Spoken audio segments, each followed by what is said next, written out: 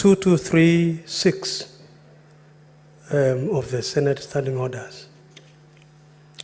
Mr. Speaker, sir, as you are aware, pursuant to provision of Article 245(2)(a) of the Constitution, Section 12, subsection 2 of the National Police Service Act, Cap 84, and Section 5 of the Public Appointments Parliamentary Approvals Act, Cap 7F, His Excellency the President submitted the name of Douglas Kancha Kirocho, CBS, OGW, as the nominee for appointment for the position of Inspector General of the National Police Service.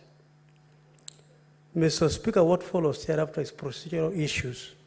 I will be privileged to mention, Mr. Speaker, that the Speaker of the National Assembly and the Speaker of Senate, via communication made on 1st of August 2024, conveyed the message from the President nominating Douglas Kancha Kirocho as the nominee for appointment to the position of Inspector General of the National Police Service. Consequently, Mr. Speaker, the Speaker of the National Assembly and the Speaker of Senate revert the matter to the two committees to hold a joint approval hearing. Mr. Speaker, in accordance with Section 6, subsection 9 of the Public Appointments Parliamentary Approvals Act, the Clerk of the National Assembly and the Clerk of the Senate invited interested members of the public to submit any representations by written statements on oath, that is affidavits, with supporting defense evidence on the suitability of the nominee for appointment to the position of Inspector General. The invitations, Mr. Speaker, were made via advertisements which appeared in the National Daily Nation and the Standard newspapers on Saturday, 3rd of August 2024. Mr. Speaker, the notification was followed up by a letter to the nominee inviting him to attend the approval hearing and requesting him to submit the completed questionnaire set out in schedule to the Public Appointments Parliamentary Approvals Act, that is Cap 7F, together with the clearance certificates from the Office of the ODPP, ESCC, KRA, DCI, HELP, and CRB as required under the law. Mr. Speaker, further, the clerks also of the two houses wrote to ODPP, the same institutions, seeking reference and background checks relating to the suitability of the nominee. Mr. Speaker, these are all legal requirements that are mandatory. It is legal. It should be received as we vet the nominee. And Mr. Speaker, again, further clerks also of the two houses went forward now to receive these responses. Mr. Speaker, pursuant to Article 118 of the Constitution, Section 6(3) of the Public Appointments Standing Order 45(3) of the National Assembly and Standing Order 77(2) of the Senate Standing Orders, the clerks of the two houses, by way of advertisement, also Mr. Speaker, in the print media, notified the general public of the intention of the committee to conduct public approvals. Mr. Speaker, it is important for the public to know, and even for this House, that public participation is no longer an optional, it is mandatory also. And that is why the Constitution of the Republic and Article 118 comes to play here, so that we also get to know from the public what they think of a nominee, whether CS, whether PS, and even for the case of the IG. Mr. Speaker, the committee conducted approval hearings on 15th of August, that is Thursday. In conducting the approvals hearing, the committee were guided by the provisions of the Constitution, the Public Appointments, Parliamentary Approvals Act, the National Public Service, the National Police Public Service, the National Assembly Standing Orders, and the Senate Standing Orders. So, Mr. Speaker, those are the legal provisions that guided the committee, the joint committee, during the approval hearings. Mr. Speaker, in the interest of time, because, Mr. Speaker, if you look at the report of this joint committee, it is well detailed. Every aspect of what transpired during the approval hearings, Mr. Speaker, are captured very well in this particular report, which is detailed. That is, Mr. Speaker, chapter 3 of the report, from paragraph 36 all the way. If you want to know what transpired, the responses by the nominee is mindset on the issues that are pertinent in his leadership, if approved, are captured in chapter 3 of the report. So in the interest of time, I would like just to request my colleagues, as you go through this, refer to chapter 3, and you will see all what transpired. And I think I will stop that. So I will, Mr. Speaker, go to committee's observations based on the approval hearings. Mr. Speaker, the committee observed that a total of 30 memorandums were received with regard to the suitability of the nominee. Mr. Speaker, memorandums from the public must fulfill certain requirements. It should be supported by an affidavit and the evidence, and that is something that is mandatory also.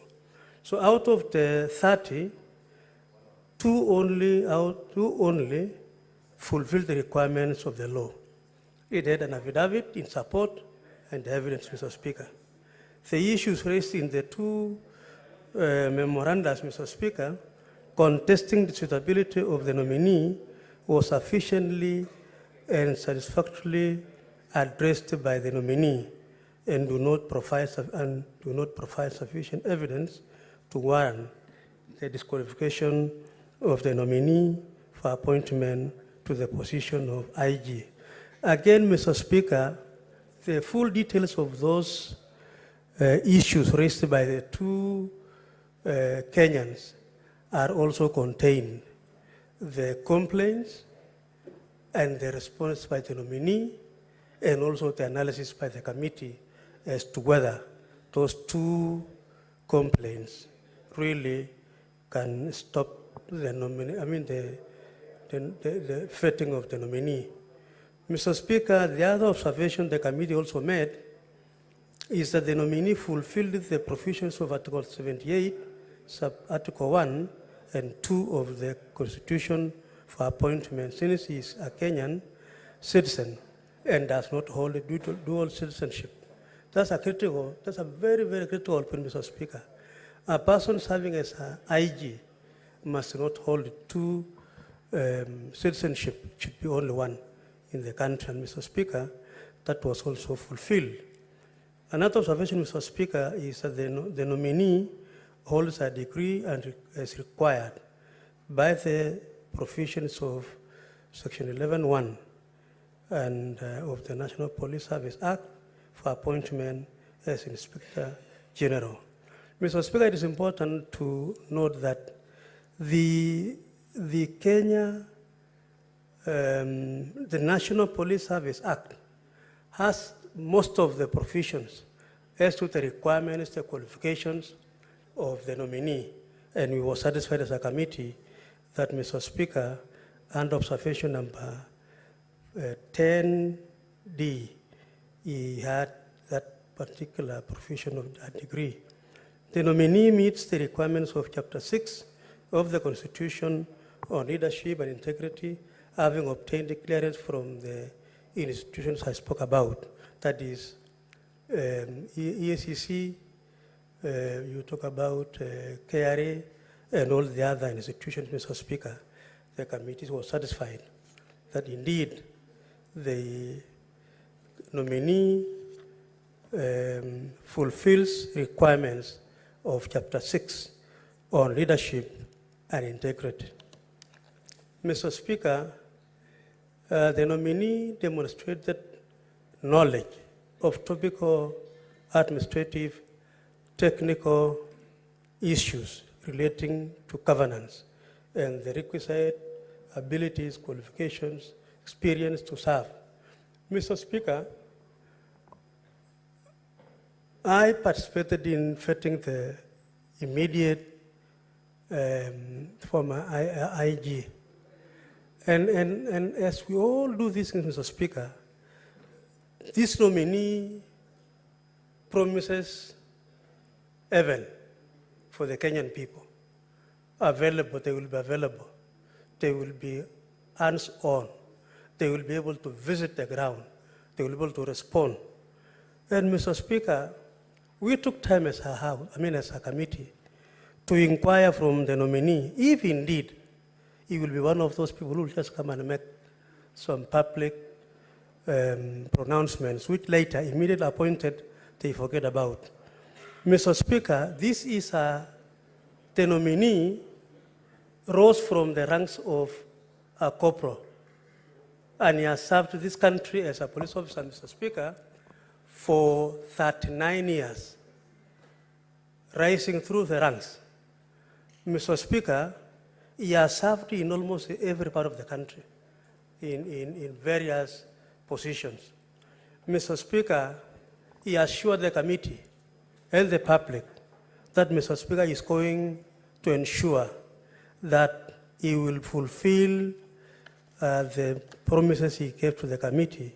Mr. Speaker, there are about 2 issues I will just mention so that I stop.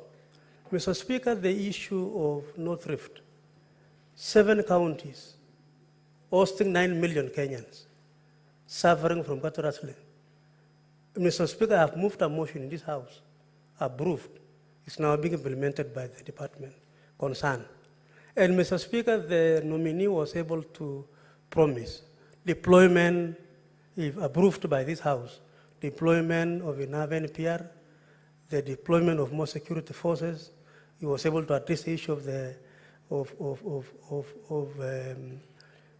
extrajudicial killings, which Kenyans still feel it exists, but he affirmed to the committee, Mr. Speaker, that is something which is going to work on it. Mr. Speaker, issues concerning the robberies going on in our cities and so on.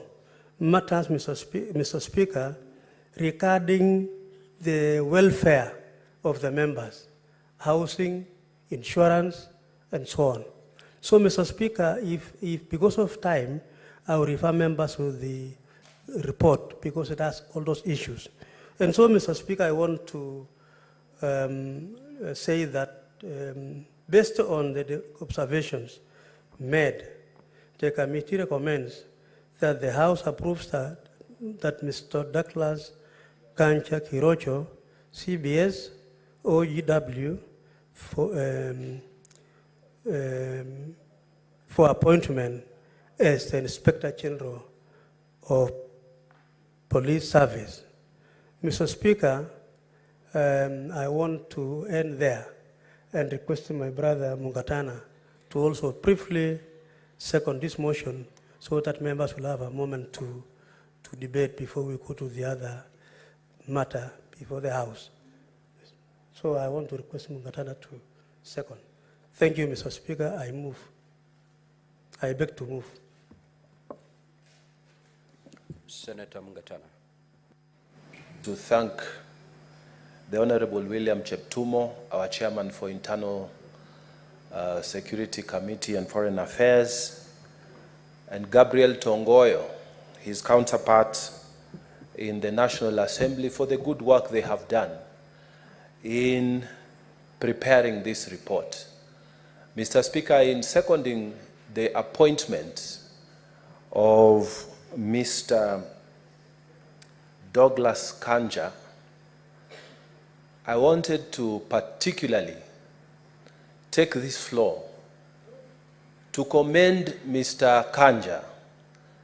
I know a lot is going to be said in this House, Mr. Speaker, about his very good qualifications, his many years in service, and his excellent performance up to now. But what I want to really emphasize, Mr. Speaker, is what Mr. Kanja has been doing of late, which I want him to start, not to stop from where he started. Mr. Speaker, we are not saying anything bad about the previous Inspector General of Police. But even in his acting capacity, Douglas Kanja has been communicating to the Kenyan people, especially when we were having challenges in the city and other places with high populations around the country. Mr. Speaker, he would come out and tell us, this is the plan the police have. This is what we expect those who want, for example, to express their opinions, where they need to go, what they need to do. This is the way we are going to handle this matter. Mr. Speaker, this is the expectation of the public, and this is the expectation we want the new Inspector General to carry out. We want proper communication. Mr. Speaker, I have sat in this House and spoken about the responsibility of public officers and their responsibility to speak to Kenyans. When we were approving here Dr. Patrick Amoth, I stood here in this House, Mr. Speaker, and I said, we are having issues that need proper communication.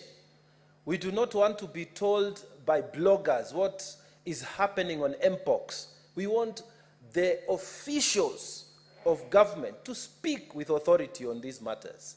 And Mr. Speaker, I was so gratified yesterday when I saw this new Director of Public Health speaking with authority on the question of MPOX.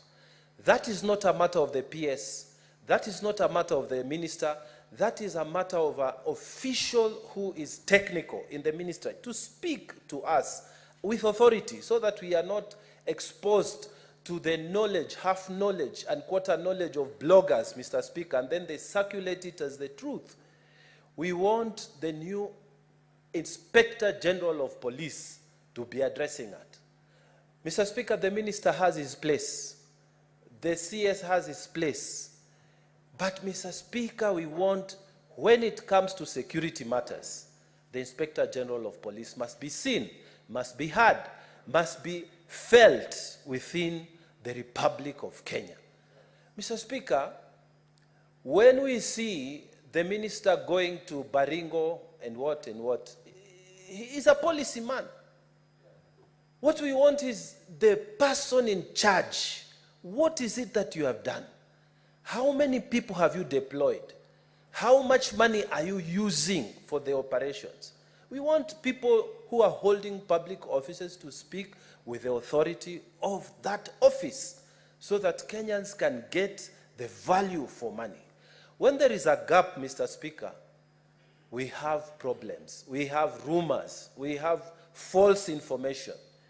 For example, Mr. Speaker, when we had the recent demonstrations that happened, it was the responsibility of the Inspector General of Police to come and say that this is what transpired.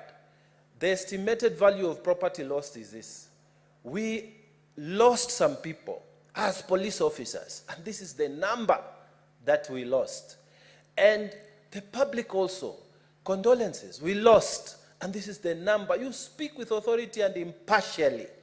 But Mr. Speaker, we've even had arguments about the number of people that we lost, unfortunately, Mr. Speaker. And we have not been able to be told. When we say our people are involved, we want the police authorities, and we want Mr. Kanja to take this official position without fearing the political, because with us, we will never be satisfied with what we do. There'll be those who will be telling you what you're doing is rubbish, and there'll be those who will be telling you what you're doing is good.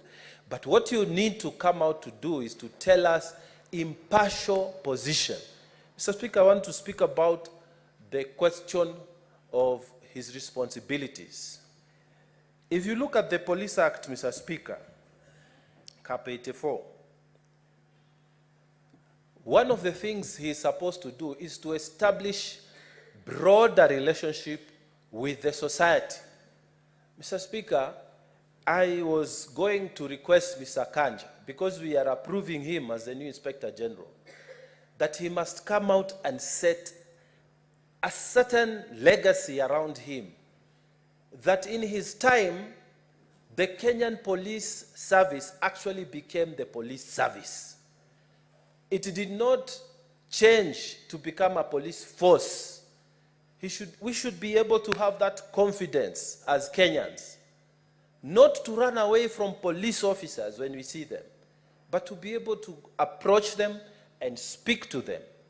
Mr. Speaker, when I'm saying this because for us who come from the outer parts of this nation, the counties which are out there, you will find the relationship in some parts, and I'm not saying in all parts, in some parts, when children see the police, they run away because of the fear that police have installed and bestowed upon the people. May you come out as the Inspector General of Police who set up a new standard, that the police officers, we approach them with confidence like they do in other parts of the world, that we are able to talk to them and speak to them. I don't need to be a member of parliament, a member of county assembly, a member of the executive, or any person in government for you to listen to me. Any person, Mr. Speaker, should be able to be heard. We want to see the images of police officers helping the disabled people cross the roads. We want to see police officers being on the first line. When we call you, you don't tell us you don't have fuel. Mr. Speaker, one of the first things the president did when he got sworn into office, he said that he's going to give the Inspector General of Police full authority to spend the money. So now you have no reason for you to tell us you do not have fuel when emergencies occur. And in particular for counties which are outside towns, because this is where we need a lot of emergency response. Mr. Speaker, as I second this motion, I would like to request that he should not be an Inspector General who stays in Nairobi. We want him to come to these areas where there have been security issues. We want to see him there, and we want to see you talking when you are there, telling people what the government is doing.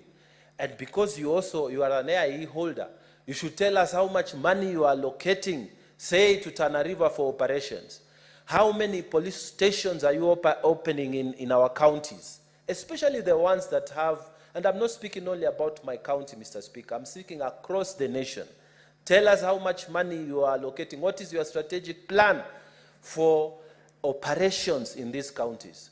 We should not be hearing only of the police when we have seen people die, or when there are accidents, when there are attacks.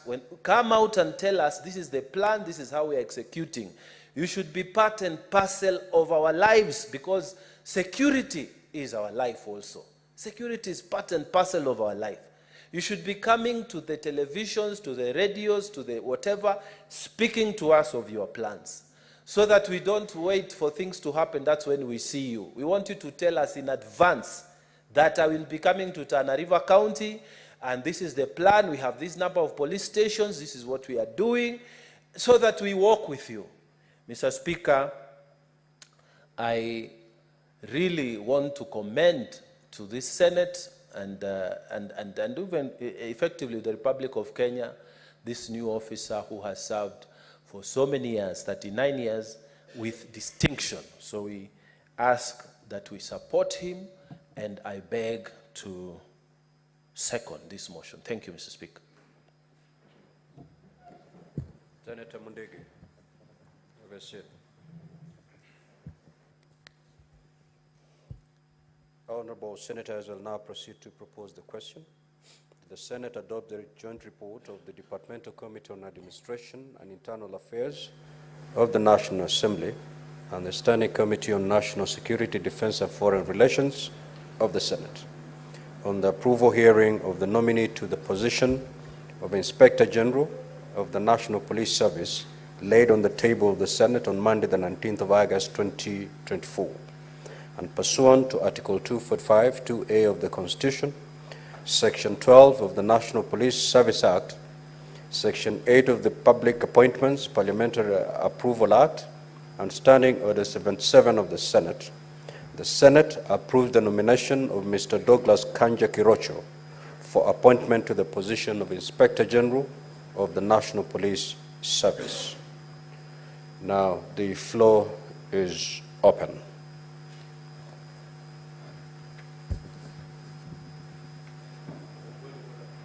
Yes, proceed. Mr. Speaker, in accordance to Standing Order number 111, rise to, and this is after consultation with the leader of minority. Mr. Speaker, you understand the kind of schedule we have today. We have an impeachment hearing. Yesterday we left here at midnight, and with the Assembly only having presented their side, today we have the defense, and they have quite some work. So we consulted with the leader of minority. I rise with, in accordance to Standing Order number 111 on limitation of debate. We consulted with the leader of a minority and have agreed that let us have 4 representatives from each side speaking for 5 minutes, and we close debate in the interest of the very agenda that is ahead of us. Therefore, that's a request I'd wish to make. I request the leader of minority to second. Minority Leader, can you confirm that that is the position? Yes, I do. Very well. So we will take 5 from each side, each speaking for 5 minutes. Senator Wambua Kiyo.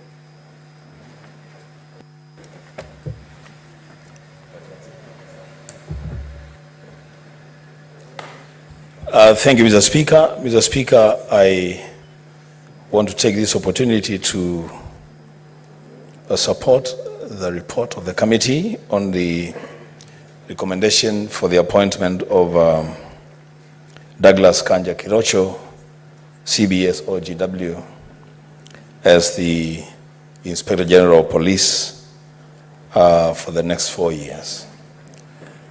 Mr. Speaker, as we wish Douglas Kanja well in the service, Mr. Speaker, we want to remind him of a few things. That, Mr. Speaker, following the enactment of the Constitution of Kenya 2010, the police force then was changed into a service. And the service, under that service, Mr. Speaker, is when we created the office of the Inspector General of Police. Mr. Speaker, from Article 243 of the Constitution up to Article 245 of the Constitution, detailing the establishment of the office, the functions of the office, and the service command.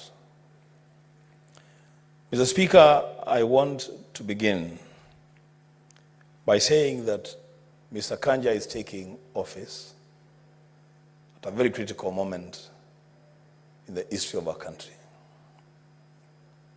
He is occupying office at a time, Mr. Speaker, that this country has endured the greatest levels of police brutality. Mr. Speaker, Kanja is coming into office when the police service, in the eyes of almost every Kenyan, is known for two things. One, brutality, and two, corruption. And yet, Mr. Speaker, Article 244 of the Constitution, under the functions of the service, I took time to go through that article, Mr. Speaker, and I cannot locate the Kenya Police Service under the provisions of Article 244 of the Constitution. Why, Mr. Speaker? Because that article says that the service is supposed to uphold the highest standards of professionalism. Mr. Speaker, that is wanting in the service. It says that the service is supposed to prevent corruption and act transparently and pursue accountability. I cannot locate that in the service. It says that the service is supposed to protect human rights and fundamental freedoms. The Speaker, that is lacking in the service. It says that the service should promote relationship with the broader society. That also is lacking in the service. Mr. Speaker, I have listened to Senator Mugatana seconding the motion, and he spoke from my mouth. That, Mr. Speaker, a time has come that perhaps the head of the police service must work extra hours, extra time, with greater dedication to change the face of the police service so that a person in dire need, a person who needs help, and they see a police officer on the streets, they run to the officer because the officer will provide help at the time of need. As we speak today, Mr. Speaker, if you are lost in the streets of Nairobi and you see a police officer, it will be very difficult to approach them for help, because probably what may happen is that they may mislead you or even arrest you. Mr. Speaker, and they might even charge you, threaten to charge you with loitering with bad intent. Mr. Speaker, this service must be reclaimed. The glory of this service must be reclaimed. Mr. Speaker, the IG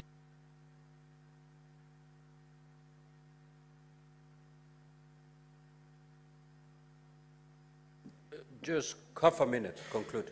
Thank you, Mr. Speaker. Mr. Speaker, the IG is coming into office at a time that there is need for him to exercise full independence as provided for in Article 245 of the Constitution. These abductions, these police officers hooded, hiding behind hoods, Mr. Speaker, he must deal with those people. And lastly, as I conclude, he is coming to office on a day that Maina Wajigi has been arrested for reasons that we don't even understand. Mr. Speaker, that belongs to the past. That must stop. I thank you, Mr. Speaker. Senator Chute.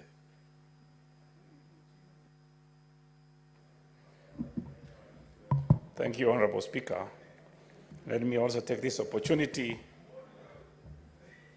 to rise to support this motion. Honorable Speaker, allow me to thank the committees, both committees of the two houses, and the chairs, my friend, Chair Cheptumo and Chair Tongoyo. Honorable Speaker, our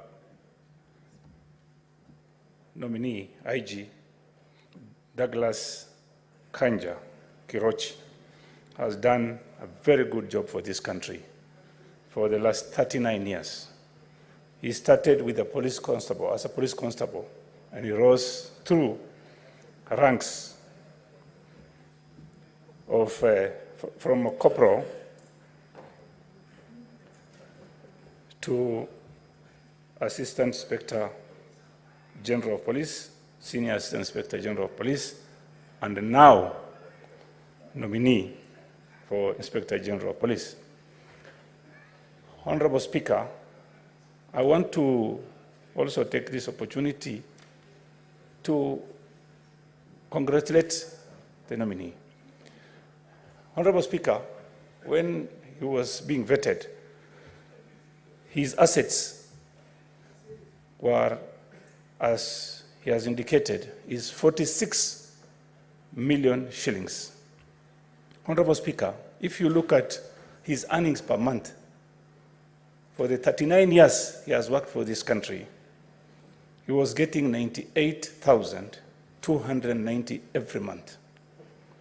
Honorable Speaker, if you've had other CSS being vetted, some of the CSS, the 2 years they've worked in this government,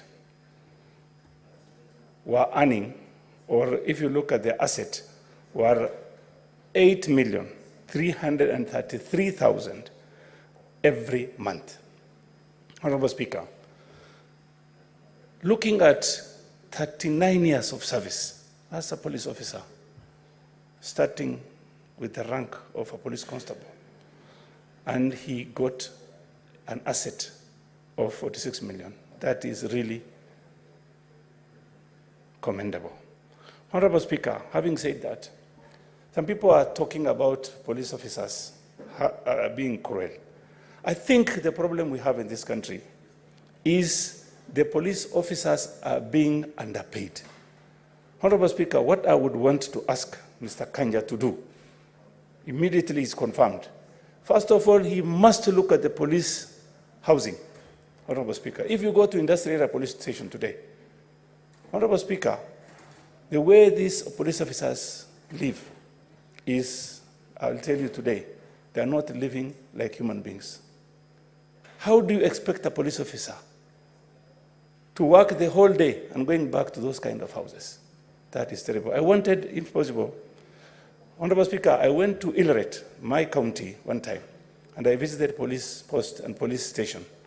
And the way they live, those houses were built in 1950s. And I would want Kanja to visit Ileret and to let him see how people live in Ileret and many police stations. Honorable Speaker, the other issue I want to raise with Kanja, if he is approved, is the issue of Koreans, missionaries, 2 Korean missionaries who were abducted last week. He must visit Moyale. They were abducted in Oda, Moyale. I want him to visit there and see how he can solve that problem. The other issue I wanted to raise, Honorable Speaker, is the issue on the Ethiopia-Kenya border. We have incursions from Ethiopian military regularly into Ethiopia, into Kenya, mainly around Anona, Elebor, and around Sololo areas. Honorable Speaker, our people have suffered. There are IDPs in Sololo as we speak because of the issues we have from the Ethiopian military. The other issue is the issue of NPR. I want Kanja to visit Marsabit, to visit Samburu, visit Garissa, Mandera, Turkana, and Pokot to address the issue of NPRs. We have a lot of shortages on that side. Finally, Honorable Speaker, there are barriers on this road. From Moyale to Isiolo, we have got 18 police barriers. I want Honorable Kanja to address the issue of all these barriers. What are these barriers for? Why do we keep police barriers? They can do patrols. Why do you keep barriers on the roads And these are all toll stations. Senator Crystal Asige.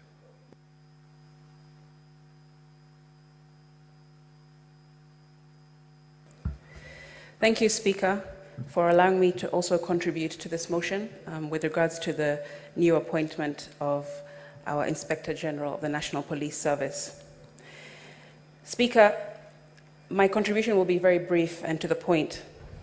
I am standing here still extremely hurt and disappointed as to how Kenya has been portrayed and the suffering and the killings and pain that we have seen over the past 2 months, especially, Speaker.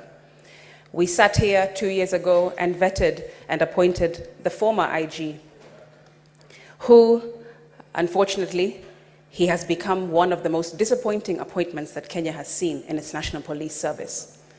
And I say that honestly and sincerely, Speaker. With this new IG appointment, Speaker, and the vetting that has been done with the Joint Committee, I don't think that 39 years of a career will do it for me. I don't think that a CV really tells what somebody is, his or her morals, and what they intend to do once they get into a position. A CV is just a piece of paper, Mr. Speaker. And an interview process, anyone can speak and have the gift of the gab, as they call it, and woo the entire committee. But frankly, to me, Speaker, the proof will be in the pudding. The proof will be in what he does in his first 100 days, in his first year, in his first day in office, Speaker. That will be what will determine the intention of this new IG and where he would like to take the National Police Service. Speaker, 2 months later, we still have conflicting police reports, and I wish that this be his first order of business. Conflicting reports on how many people have died in the anti-government protests the last 2 months. We have heard the president give his number, IPOA give their number, the Kenya National Commission on Human Rights give their number, and still, right now in the mortuary, we have over 240 unidentified bodies sitting, lying, and with no clue of where they came from. Some of them have been changed in terms of they've been picked up in one location, and you go to the morgue and you see that they have a tag saying another location for another crime or another accident. Mr. Speaker, it's an absolute mess. And I wish that this become his first order of business and become his priority if and when he gets into office. Mr. Speaker, 2 months later still, we still have bodies, like I said, unidentified. We have abductions still going on, with the most former that has gone viral on the internet being of a popular blogger named Maverick Auko, just released yesterday. Mr. Speaker, 2 months later, we still have families who are left in the dark. They don't know where their kids are, their family members, their loved ones. What is your point of order, Senator Mandago? Honorable Speaker, Standing Order 105 on statement of fact. I've heard Senator Asige say Aogo was abducted. There's a difference between police arrest and being abducted. I think it is time that we also set record straight that the police must be left to do their work. That is the reason why the Honorable Parliament... Order, Senator Kiyo. Minority Leader. Order, Senator Mazai. Yes, Honorable Speaker, you must protect me, because I get surprised when senior counsel like Omogen, who was in this house and passed the Cybercrime Act, would want to gag the police from doing their work. Can Senator Asige substantiate allegation of abduction? Otherwise, she should withdraw the statement and apologize to the police of this country. Senator Crystal Asige, you have made a very heavy statement that a blogger was abducted. Are you in a position to substantiate that claim?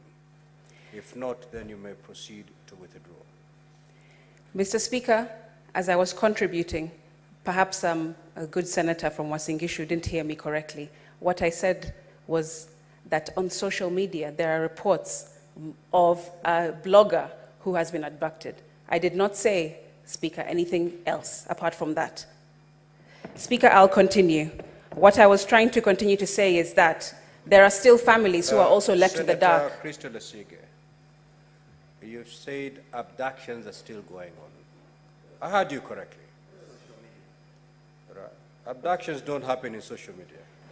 Speaker, the reports that are coming from social media, I said, are that there are still abductions ongoing. But you know, social media may not be the correct source. Correct, Speaker. And I hope that the new IG that is incoming will unturn every single stone so that we can get down to the bottom of these reports. Honorable Senators, order. Did you verify the information you got from the social media, Senator Crystal Asige? Speaker, I was continuing to say that I'm hoping that the new IG will take it upon himself to prioritize unturning all of these stones and all of these allegations that are ongoing so that we can find out the truth and he can do his job in informing the country of the true position of what is going on, Speaker. Proceed. Thank you very much, Speaker. Speaker, families should also be given information about their whereabouts of their loved ones who are still missing, who are still seeking for answers to questions that they've been having over several months now, Speaker. Mr. Speaker, I also want to say that I hope that the new IG will take note of the court ruling that has pronounced itself clearly about using live bullets, about clothing, and masked officers roaming our streets, Speaker. I hope that this will also be rectified through his tenure when he reaches the office that he is going to assume soon, Speaker, because these kinds of things cannot continue in a republic of Kenya. We are not a banana republic, Mr. Speaker, and I hope that this is definitely prioritized by the new IG. Mr. Speaker, I hope that he works to follow the law, not work to follow anyone else's orders or anyone else's opinions or anyone else's way of doing business, Speaker, is what I'm saying. The law is clear and it's very concise, and he needs to, hopefully, I want to believe that he will be following it. Senator Sik.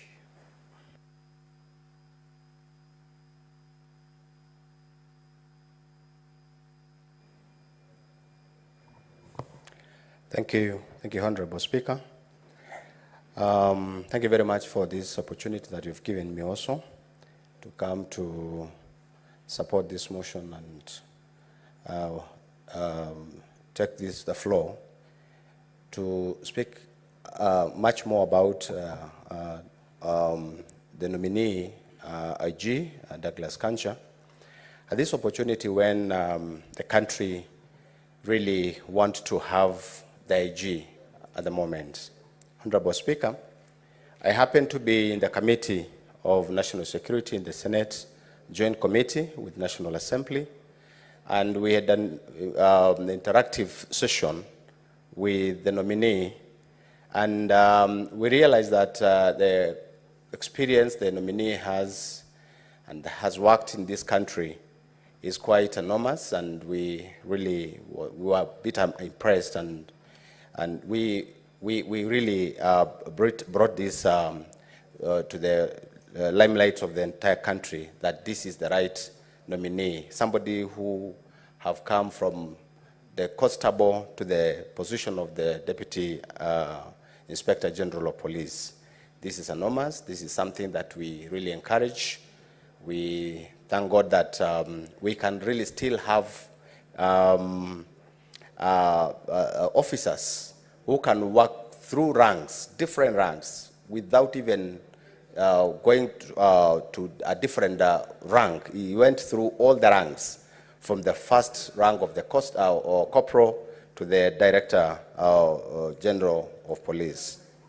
Honorable Speaker, this motivates the entire service for them to understand that somebody can rise from the constable position or even from constable to the IG position. So this brought to the experiences of this officer, we really realize that that is a very important opportunity for the rest and even for the entire country. Honorable Speaker, the nominee promised the committee and the entire country that because we were live and we broadcasted all this throughout the entire country, he promised to deal with issues of corruption, particularly on the issue of traffic, where we realize that there is a big issue and a big gap in this country.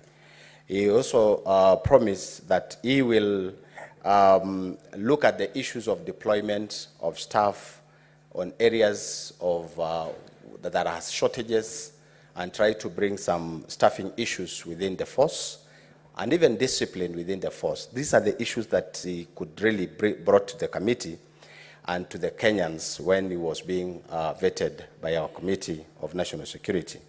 Honorable Speaker, I want to request that as we continue to approve this nomination of this officer, Douglas Kancha, I request that the nominee would really observe and address a few issues that really were coming very strongly during the interview and to the members of the committees and to also to the public, because we received quite a number of memoranda through public participations and all that. And I really request that the nominee address the issue of vehicles, shortage of police vehicles. We realize that a number of stations, police stations, has no vehicles. If there is no vehicle, then there is no fuel, there is no transport, there is no supervision, there is no security, there's a highly shortage of security. The issue of houses in this country for police is something that really is something that has been a big problem. Most of our police are also staying at this Viosk. Most of them stays at shanty areas, and even it's horrible. It's a horrible situation for the police service.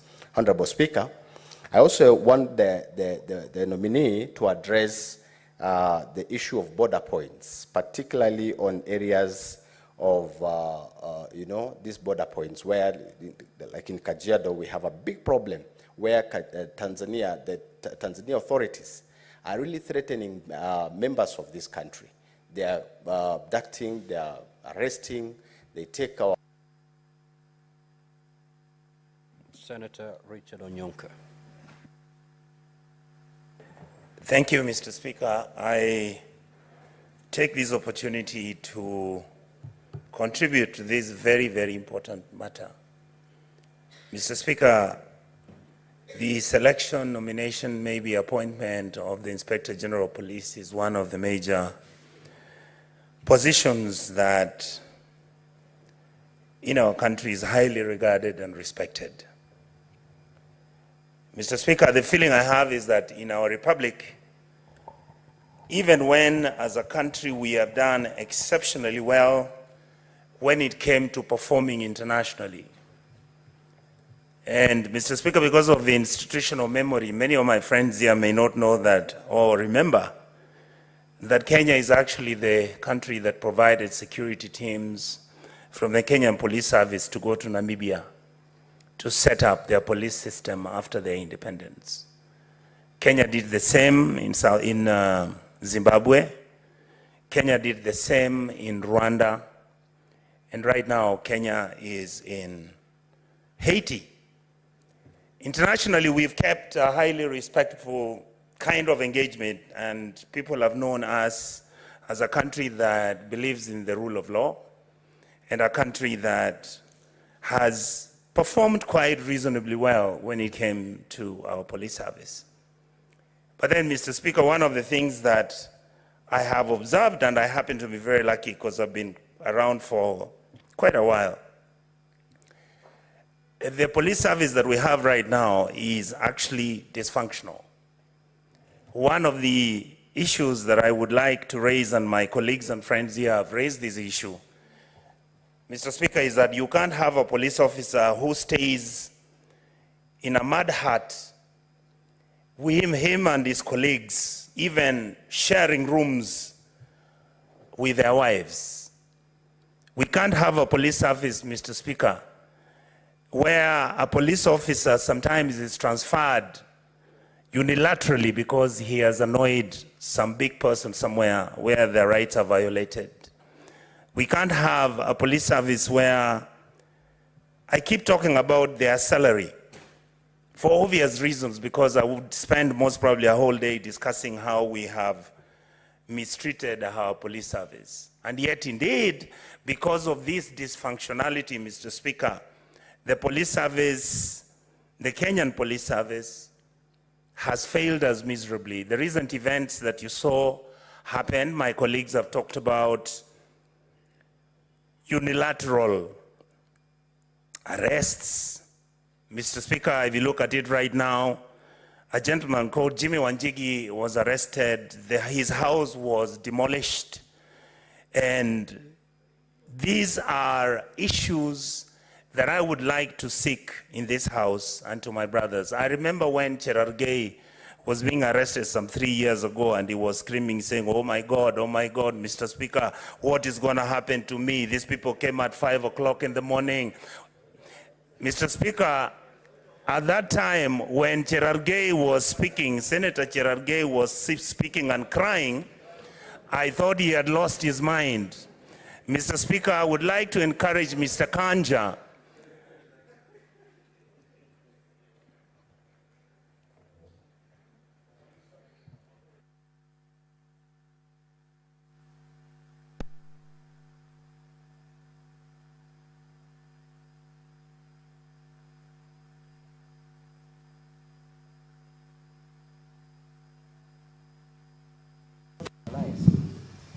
Mr. Speaker, I stand under Standing Order 101 and 105 on statement of fact. Mr. Speaker, is it in order to go on the answer of this House that I was yelling and crying? Me, I'm a dry Kalenjin man who was circumcised in 3 a.m. in the morning. Is it in order for the Senator of Kisii to insinuate I was crying? In fact, I was arrested naked, but I've never cried about it, Mr. Speaker. Can he apologize to me and the great men of Nandi and the people of Nandi, Mr. Speaker, in the spirit of Koitalel Samoe and the Talai, Mr. Speaker?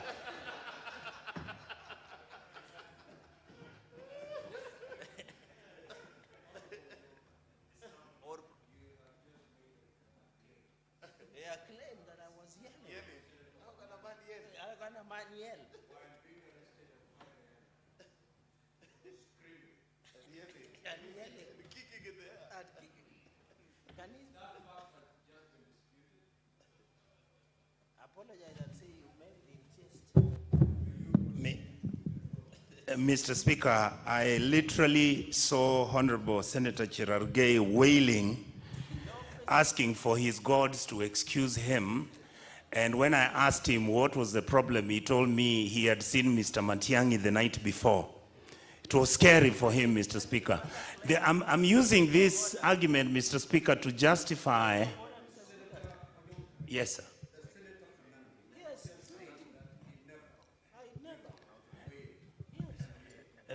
Mr. Speaker, could you allow me to look for...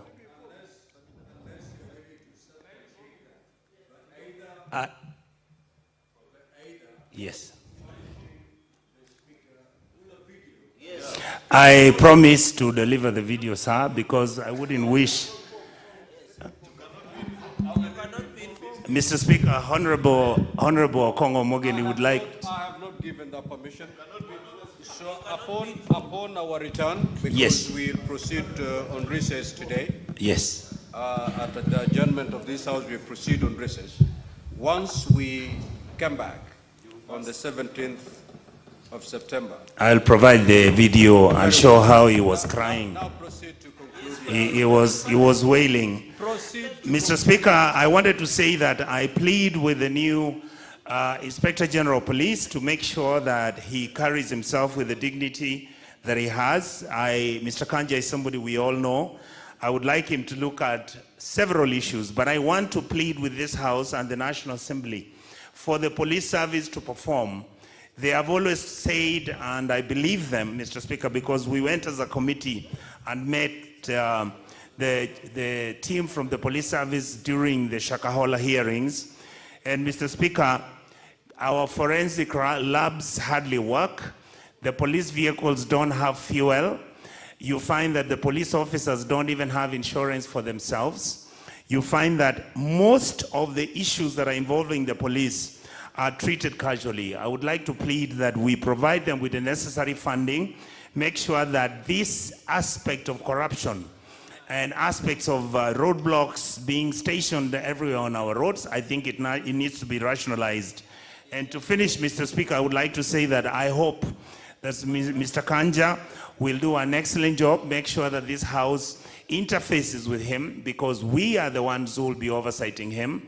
I believe that he is a man who's capable of understanding that he must be seen to offer justice, he must be seen to be fair, and he must be seen to be a person who's willing to make Kenya a better place than he found it. Other than that, Mr. Speaker, I'd like to say that I honestly do feel that Mr. Kanja will be able to manage this office, and I hope that my colleagues in this House will be open enough for us to make sure that we begin to change our systems which are failing. Our children who are killed, we don't have the data. That has already been mentioned, Mr. Speaker. So I would like to say that some things we need closure, some things we need to be honest with ourselves, because if you don't have justice, you cannot have peace. Thank you, Mr. Speaker, with those very few remarks. Senator Kenyu. Senator Kenyu.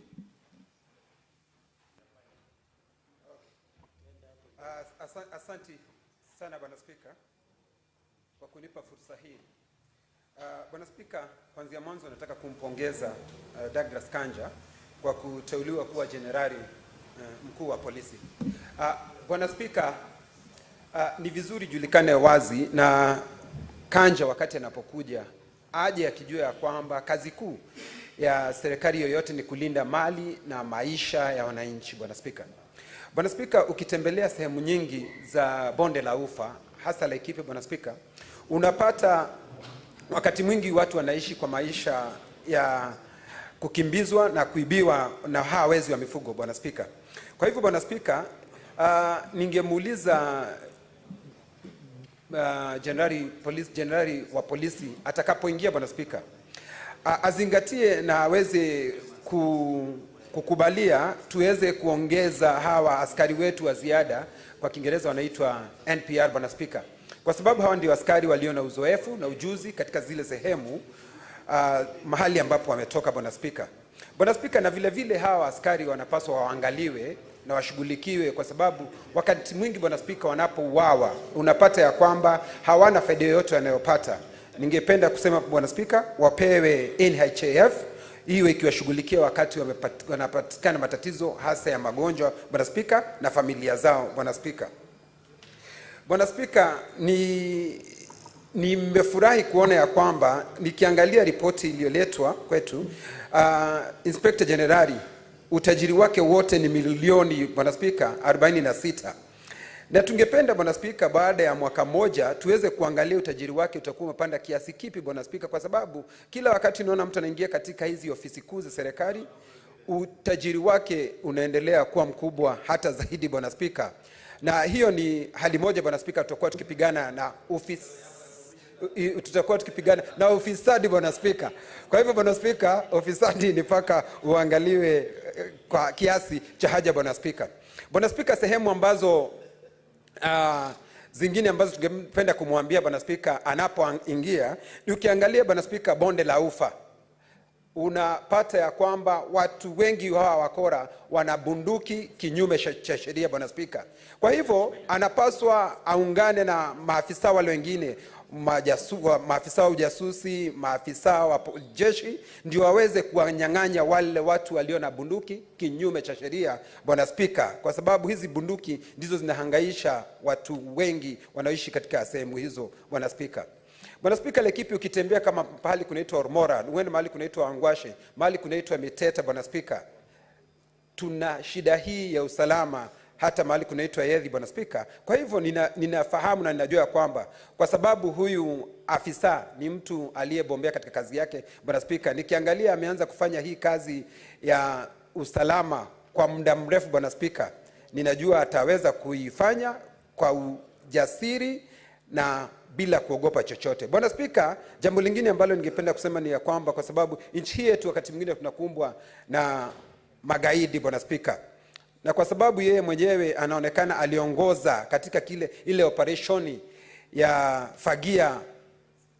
fagia Boni, Bwana Spika, ninajua yeye ataweza kusaidia hata zaidi, Bwana Spika. Bwana Spika, tumekuwa na shida ya pombe katika sehemu nyingi katika nchi ya Kenya, Bwana Spika. Na watu wanakisia kwamba unapata maafisa wengine wa polisi, Bwana Spika, wao wenyewe wana mabaa na wanaendeleza ile mambo ya kuuza pombe, Bwana Spika. Kwa hivyo hiyo mambo ya mgongano wa kirasilimali, Bwana Spika, anapaswa aishughulikie, Bwana Spika.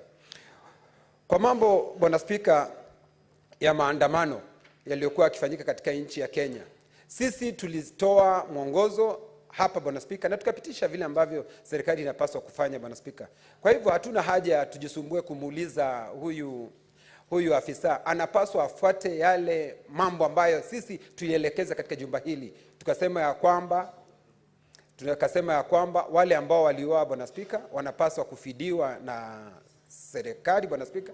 Tukasema wale walioko katika hospitali, Bwana Spika, wanapaswa kufidiwa na serikali. Kwa hivyo mimi ningependa kusema ya kwamba nampongeza huyu afisa, na kwa sababu ni mtu aliye na uzoefu, tukiangalia katika historia yake ni mtu aliye na uzoefu, sina shaka mimi namtakia kila raheli katika jukumu hili mpya alilopewa, Bwana Spika, la kuongoza askari wetu, na tunajua ya kwamba baada ya muda aliyopewa tutaona kazi atakayokuwa ameifanya, Bwana Spika. Nashukuru na nasema asante. Senator Kawira Mwangaza.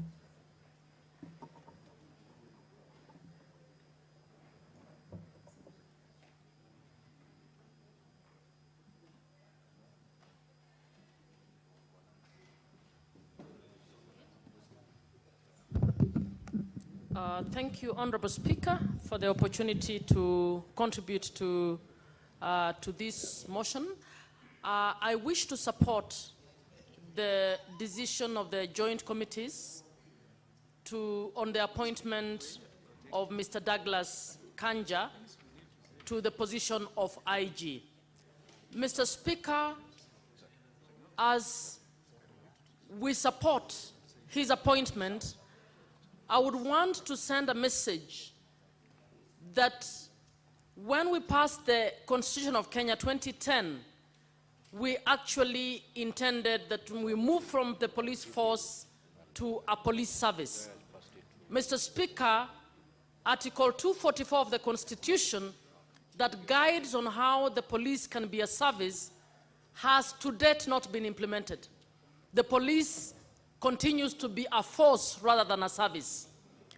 My plea to the incoming IG is that this is a golden opportunity for you to be the first IG to make a serious attempt to implement the police as a service. And I believe if you implement the police as a service, this will benefit everybody in the country. It will benefit communities, it will benefit families, it will benefit the government, and we will be a better off community. Mr. Speaker, I would want to speak to a few particular issues that I think the IG must pay attention to. Mr. Speaker, we have so many cases of lost children in this country. Every so often you hear this child is being looked for, this child has disappeared, this child has died. I want to ask that the police invest more time in trying to deal with child trafficking in this country so that we deal with that menace. Mr. Speaker, I also want to request that the IG collaborate better with other departments. The information from the Kenya Health Information System indicates that between 2016 and 2023, we had over nearly 200,000 10 to 14-year-olds girls who were made pregnant. This information was picked from health facilities. Mr. Speaker, all of those are defilements. Do we have a similar number of prosecutions in our courts? No, we don't have it, because these cases are not prosecuted, are not followed, because the provincial administration from sub-chiefs and the others, including the police, actually get into negotiations instead of prosecuting these cases. We are asking that for the protection of girls and boys in this country, because the defilement is also happening to the boys, that the IG will spend a lot more time and put in place mechanisms to ensure that our children, especially the girls, are protected from sexual violence in this country. Mr. Speaker, we have had quite a number of deaths in our universities. We've had brutal deaths that happen where people are murdered, especially girls. We are asking that he also looks at that. And finally, Mr. Speaker, I'd like to speak to the new issue where police are covering their faces, using cars without number plates, hiding their identity. Mr. Speaker, why would police mimic terrorists? How would I know that this is a police officer when the police officer is behaving like a terrorist, like a robber? We need the IG to immediately stop the new practice in the police where they are mimicking terrorists and terrorizing the society in the manner in which they are carrying out, particularly when they want to arrest the persons who have made political speeches. Recently, my former colleague, Khalef Khalifa, former commissioner, was arrested by people who were hooded. And when he tried to get to ask for his rights, they actually then... Senator Muma, your time is up. Just wind up. Thank you, Mr. Speaker. Thank you. Senator Wamatinga. Thank you very much, Mr. Speaker, sir. Let me kick off by thanking the both combined committee of the Senate and the Parliament for the approval of IG nominee Kanja. Mr. Speaker, sir, I have the privilege of knowing Kanja since I was a young boy, and I know his commitment, his dedication, his journey in the police force has been quite long. Indeed, 39 years of experience, Mr. Speaker, having worked in all lanes in this country, having served in different challenges, indeed, he has what it takes to take the police force to the next level. Mr. Speaker, sir, we know we've come from an age where we've been confronted by a new challenge of the Gen Zs. This is a tribalist approach to doing things. This is a generation that is leveraging the technology to have their things done. Mr. Speaker, sir, my prayer to the nominee is that he equally leverages technology, he uses IT to advance, to promote, and most importantly, to ensure that the safety and the security of Kenyans is guaranteed. Mr. Speaker, sir, we came some times back with the initiative of the Nyumba Kumi. This was a noble concept that has not taken deep root because it has lacked support from the structural and the structured forces. Mr. Speaker, sir, my request to the new IG is to leverage the Nyumba Kumi initiative, ensure that they are given adequate technology in line with the community health frontiers, so that we can be able not only to capture data, but also to timely, effectively report occurrences in any part of this country. Mr. Speaker, sir, being a people-centric approach in offering police services would require that we Kenyan citizens also change our approach in the way we do things. It is a high time, Mr. Speaker, sir, we stop looking at police forces as our adversaries, but look at them as our partners so that we can be able to promote the well-being of each one of us. Mr. Speaker, sir, most of the activities, if not all the activities, criminal or otherwise, are conducted among the citizens. It is our sons, it is our daughters, it is our fathers and our mothers who commit these crimes. Mr. Speaker, sir, having lived for over 20 years in a country, in a European country, I saw that people do take a very active role in reporting incidences to the police. Indeed, if we were to do this, Mr. Speaker, then we would also promote the welfare of not only the police, but the welfare and the security of every Kenyan. Mr. Speaker, sir, it is also important we recall the slogan of the police, utumishi kwa wote. However, Mr. Speaker, we as the registratures, we must also enhance the budget that is allocated to the police services, as has been mentioned by my colleagues, so that we ensure they have decent houses, they have adequate equipment, but most importantly, Mr. Speaker, that the excuse they always get of not having fuel, not being well motorized, not being well equipped, comes to an end. This, Mr. Speaker, sir, can only be done if we are very deliberate in ensuring that the budgetary allocation to the police forces and to all the discipline forces matches the demand and the technology that is required in the present age. Mr. Speaker, sir, the Kenyan police performance in Haiti, as much as it was talked ill about, we are very, very proud because they've been able to bring some sanity. Mr. Speaker, sir, it is this dedication, the utumishi kwa wote dedication, that makes Kenyan police, that makes Kenyan people shine. Mr. Speaker, sir, as I wind up, I would want to say Mr. Kanja has what it takes to take this country to the next level, but most importantly, I urge my colleagues to be very supportive in terms of being deliberate in the county level and in the national level by allocating adequate resources so that the police can be able to deliver and most importantly get adequate resources in terms of their facilities, housing and otherwise, that they can also work in human condition. Mr. Speaker, sir, in a generation that is getting ever younger, it is the high time that we look at leveraging the technology. Thank you. Senator Mogeni. Thank you, Mr. Speaker.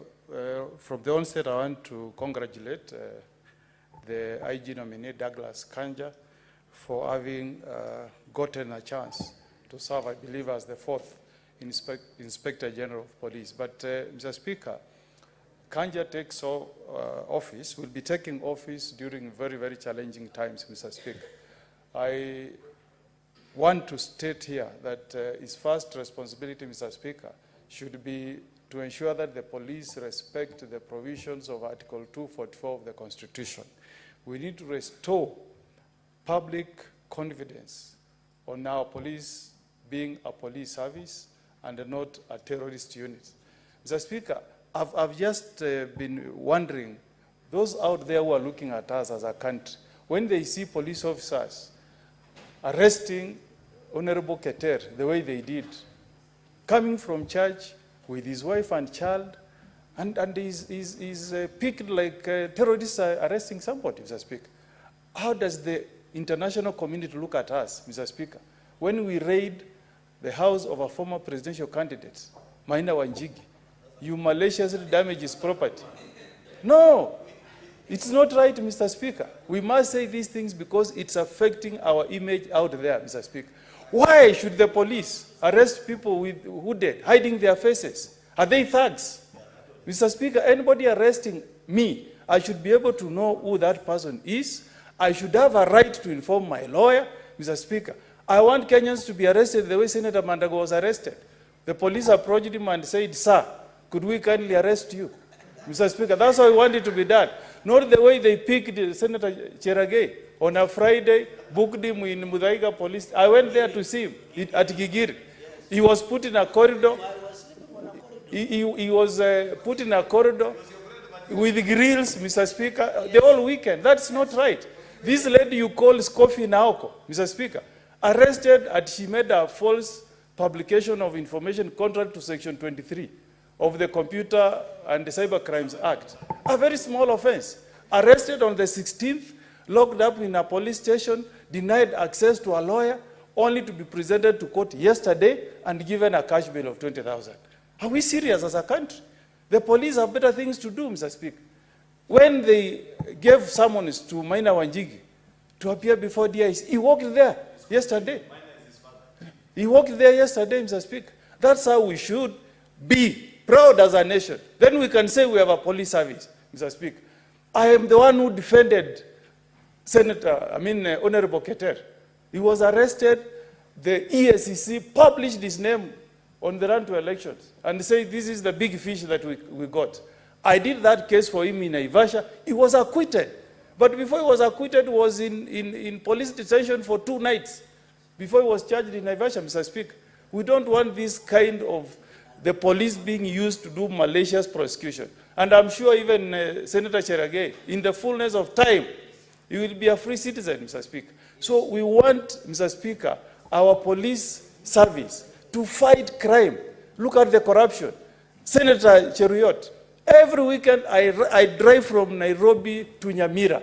On the road, the police officers have put up toll stations, collecting money from Kenyans who are honestly trying to make a living from doing matatu business. It's not right, Mr. Speaker. And the Kenyans, when they enacted this constitution, they put it in Article 244 that the police should prevent corruption, Mr. Speaker. So if this guy can change that image, we can be proud as a country, Mr. Speaker. So he should take office knowing that 2 of his predecessors resigned from office. The first IG, Kimaiyo, was forced out of office.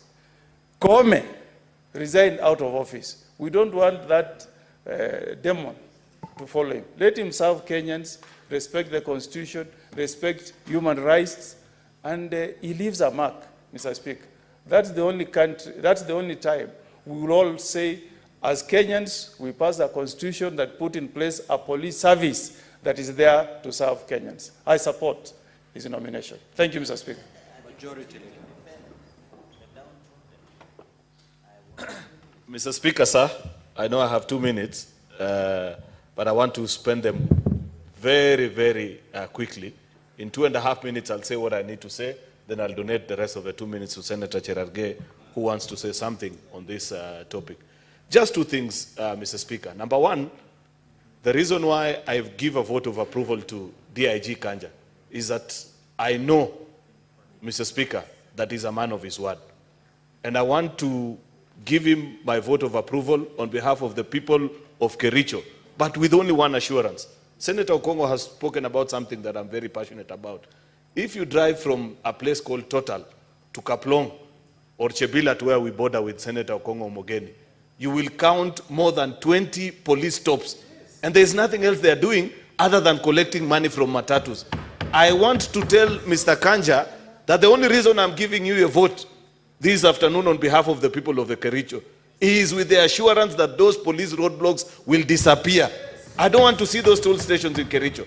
And that is the only deal that I want to enter with him. Second and the final thing, Mr. Speaker, is that I was in the UK last week. And this is just overall about institutions of oversight, Mr. Speaker. You know that they had riots in the UK 2 weeks ago. As we speak today, Mr. Speaker, the police have been able to round up those who are inciting people to violence, including online. The judicial system is so efficient, Mr. Speaker, that those people 2 weeks down the line are in jail already. We need to see that level of efficiency, Mr. Speaker, between the police and the judiciary so that we don't discuss these small issues like the state of arrest or the modus operandi of police while effecting arrest, Mr. Speaker. Therefore, it is my sincere hope that IG Kanja will infuse the level of professionalism that Kenyans are yearning for, Mr. Speaker, into the police service. With those main remarks, I support. I yield the remaining 2 minutes, Mr. Speaker, to Senator Cherargei. Remaining 1 minute. Thank you, Mr. Speaker. With your indulgence, I want to support this report of the Committee of National Security, Mr. Speaker. As a guest of most of the police stations, Mr. Speaker, I have slept. It is not only in your county, Kilifi, that I have not slept in that police station, but I hope soon too, in good faith, Mr. Speaker. Mr. Speaker, I want to say there are many challenges with the police. 2 things I'll mention in quick succession. is one, those police stations, Mr. Speaker, when you are arrested and taken to the cell, the last time those police cells were painted was in 1980, Mr. Speaker. When you go, the toilets, Mr. Speaker, are pathetic. I slept on the corridor on Gigiri, which is supposed to be the prestigious police station in this republic, for 3 days. And Senator Okongo Mugeni visited me, Mr. Speaker. I was removed my dignity, Mr. Speaker. We want the police under Article 245 to do their job with professionalism, Mr. Speaker. On the police housing, Mr. Speaker, how can you explain police are depressed? Police are killing each other, Mr. Speaker. You are putting 2 families in one room, Mr. Speaker, where only bed sheets separates them, Mr. Speaker. How will they enjoy their conjugal rights? How will they enjoy their privacy, Mr. Speaker? If you leave your wife and go to night patrol, the other police might patrol your wife at night, Mr. Speaker. Mr. Speaker, we must give dignity. And I want to challenge the man from Biriri, Inspector General nominee DIG Kanja, the man from Biriri village, to talk with the president and do affordable housing program across all police stations, Mr. Speaker. Mr. Speaker, I'm happy that the issue of body cameras is being introduced to monitor crime and ensure the police are held accountable to the highest police standards across the world, Mr. Speaker. Number 3, Mr. Speaker, is on the police uniform. What happened to the blue police uniform? Nowadays, you get police are donning green camouflage. Everybody, from DIG, IG to everybody, Mr. Speaker. The issue of police uniform must be sorted out to avoid confusion, Mr. Speaker.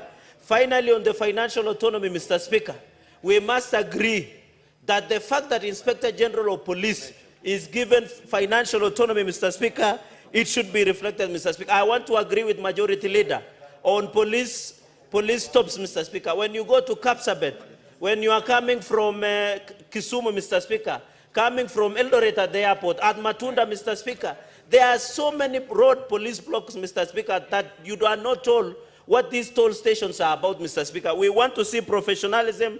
I saw Senator Onyonga, Mr. Speaker. You remember when he was the MP, there were allegations that he bought sugar through CDF, DPS deals through CDF, Mr. Speaker. When police were looking for him, how could they have done, Mr. Speaker?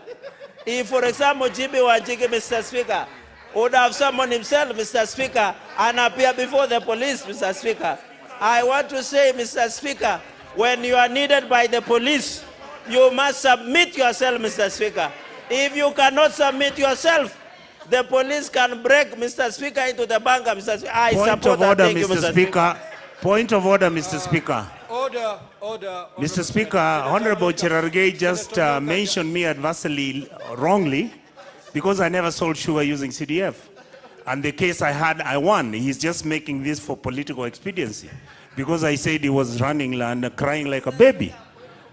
The point of order is that unless you have a system. Senator Fernandez. Senator Onyonka, just take your seat. Thank you. Senator Gidogo, 2 minutes and we wind up this so that I put the question. I say allegations. Thank you very much, Mr. Speaker. Mr. Speaker. Order, Senator Fernandez.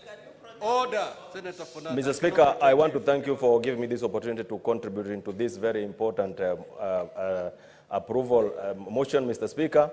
Mr. Speaker, I was privileged to be among the people that vetted the Inspector General of Police. Mr. Speaker, I want to confirm to this House that the Inspector General, Mr. Speaker, demonstrated a wide range of experience for 39 years, Mr. Speaker, and the committee was convinced beyond reasonable doubt that Mr. Kanja is suitable for the position, Mr. Speaker. Mr. Speaker, on the issue of insecurity, Mr. Speaker, I was very much concerned about the issues of insecurity, how he would handle the issues of insecurity, Mr. Speaker. And, Mr. Speaker, he was very, very eloquent in terms of elaborating on how he's going to handle the issues of insecurities in counties and to the people that are in close proximity to Somalia border. Mr. Speaker, he had an experience in terms of handling the insecurity in the counties that are in proximity to Somalia borders, having worked in Lamu, county that I come from, Mr. Speaker. And Mr. Speaker, I was convinced that he will handle the insecurity issues in those areas. Mr. Speaker, finally, on the issues of demonstration, he was able to demonstrate very clearly that he is going to handle the issues of demonstrations in terms of seeing to it that the law is followed to the letter, so that, Mr. Speaker, nobody will feel that, Mr. Speaker, his rights are not followed. Mr. Speaker, finally, I would wish to pray, or I'm looking upon, Mr. Speaker, to see to it that, Mr. Speaker, when Mr. Kanja gets into office, Mr. Speaker, he will improve the working condition of our police officers. Mr. Speaker, the police officers are people with families. Mr. Speaker, they need a proper working condition, Mr. Speaker, so that they may feel that this country, Mr. Speaker, or the government is looking upon their families, as well as, Mr. Speaker, seeing to it that their stipend is taken care of, Mr. Speaker, so that they can be given some morale so that they can be able to work and serve the people of this country, Mr. Speaker, effectively. With that, Mr. Speaker, I support this motion, Mr. Speaker. Thank you. The Chairperson, Standing Committee on Security, to proceed and reply.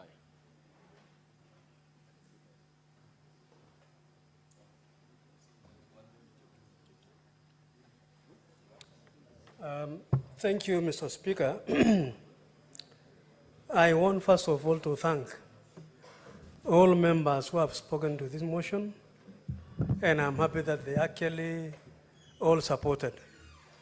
Mr. Speaker, the issues raised by members, ranging from the issue of improved communication of the police, improved relationship between the public and the police service, matters touching on implementation of Article 245 of the Constitution, issues of roadblocks, issues of general welfare of the police officers.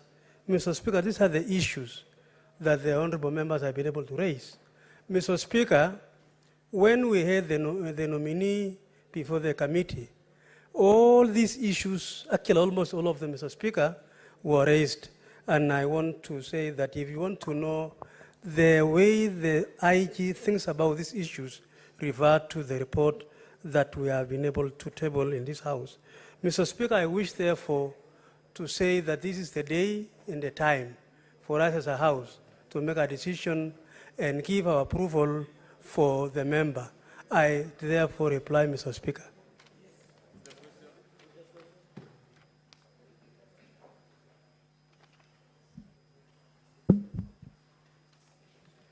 Now, honorable senators, I'll proceed to put the question.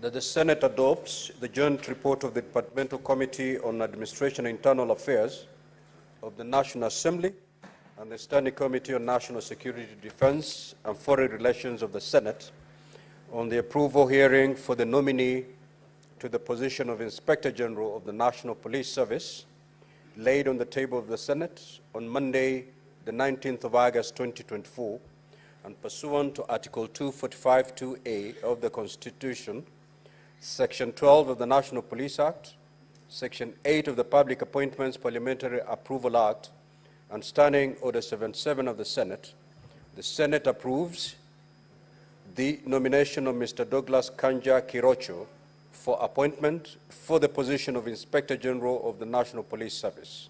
Will as many as of that opinion say aye?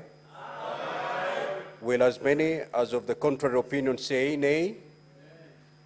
The ayes have it. Next order. Order number 3, hearing and determination on the proposed removal from office by impeachment of Honorable Kawira Mwangaza, Governor of Meru County. Do we have the parties in the House? Secretariat? Clerk? Do we have the parties in the chamber? Now, honorable senators, yesterday we had the case of the County Assembly, And today we are going to hear the case of the governor of Meru County. I'm informed that at the adjournment of the House yesterday, that is last night, there are some senators who had expressed their wish to seek clarifications from the Council of the County Assembly. Now, the system is not helping today. I'm unable to look from my dashboard to get to know who intended to seek any further clarification for the Council. And therefore, yes, Senator Fernandi, what is your issue?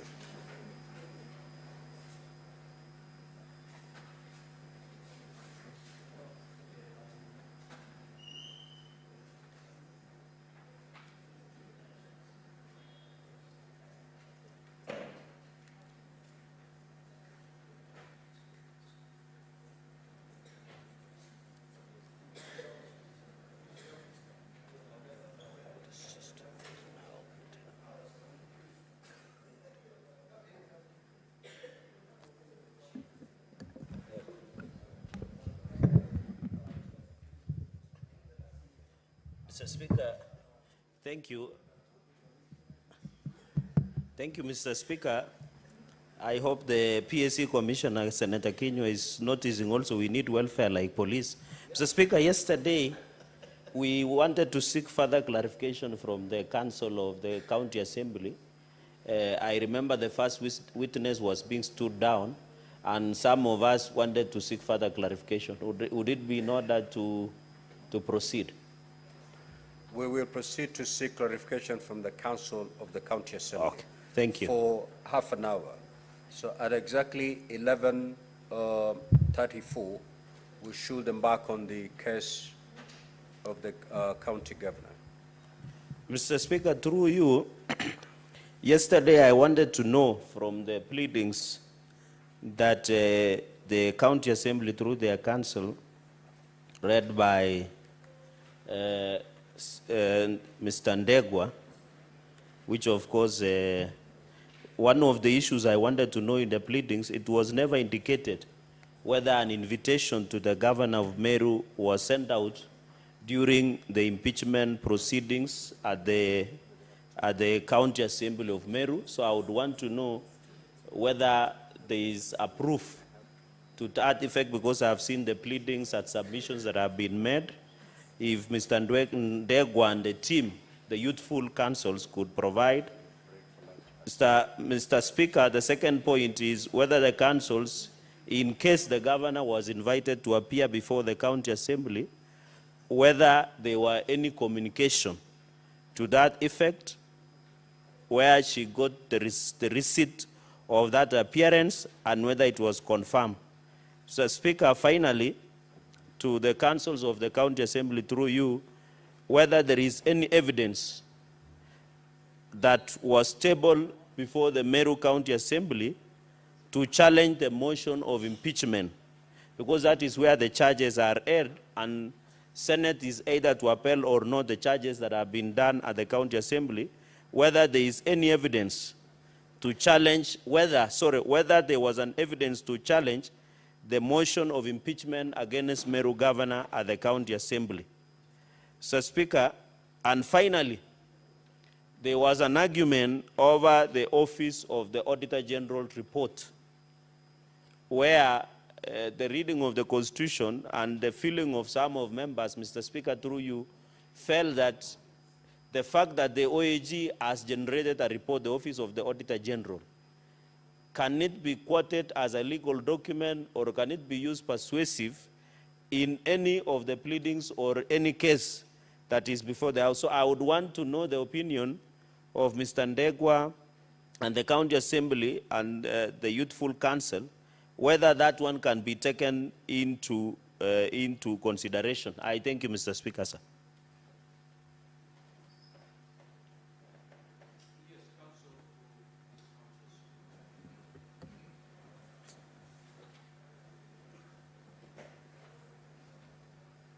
Thank you very kindly, Mr. Speaker, sir. The honorable senators. The appearance is as before for the County Assembly. We are greatly humbled for granting us a further opportunity to urge our case as before you. We do not take it for granted that the Senate creates time for that particular engagement. We are greatly humbled. In response to the inquiry by my learned friend, Mr. Chergei, the Senator, I refer you to Volume 4 of the County Assembly documents, where we have the index and description of the document that we have filed. At page 55, if Honorable Senators, you are with me, at page 55 of Volume 4 of the bundles by the County Assembly, you find a notification of the impeachment motion dated 31st July. This notification was issued by Honorable Zipporah Kinya, MCA, and the Deputy Majority Leader. It was addressed to Her Excellency the Governor, Honorable Kawira. It was notifying her of the pending proceedings before the County Assembly. Of course, Honorable Senators, permit me to indicate to you that this was pursuant to Honorable Lady Justice Cherere findings in Meru's High Court in the first impeachment, that the mover ought to notify personally to the intended respondent, who is the governor. Equally well, at page 56 of the same document, Volume 4, Honorable Senator, my learned friend Mr. Chergei, page 4, Volume 4, page 55, which you've just dealt with. We are now turning to page 56, where you find a letter from the County Assembly of Meru, the Office of the Speaker. The letter is dated 31st of July. The same is addressed to Her Excellency the Governor, Honorable Kawira.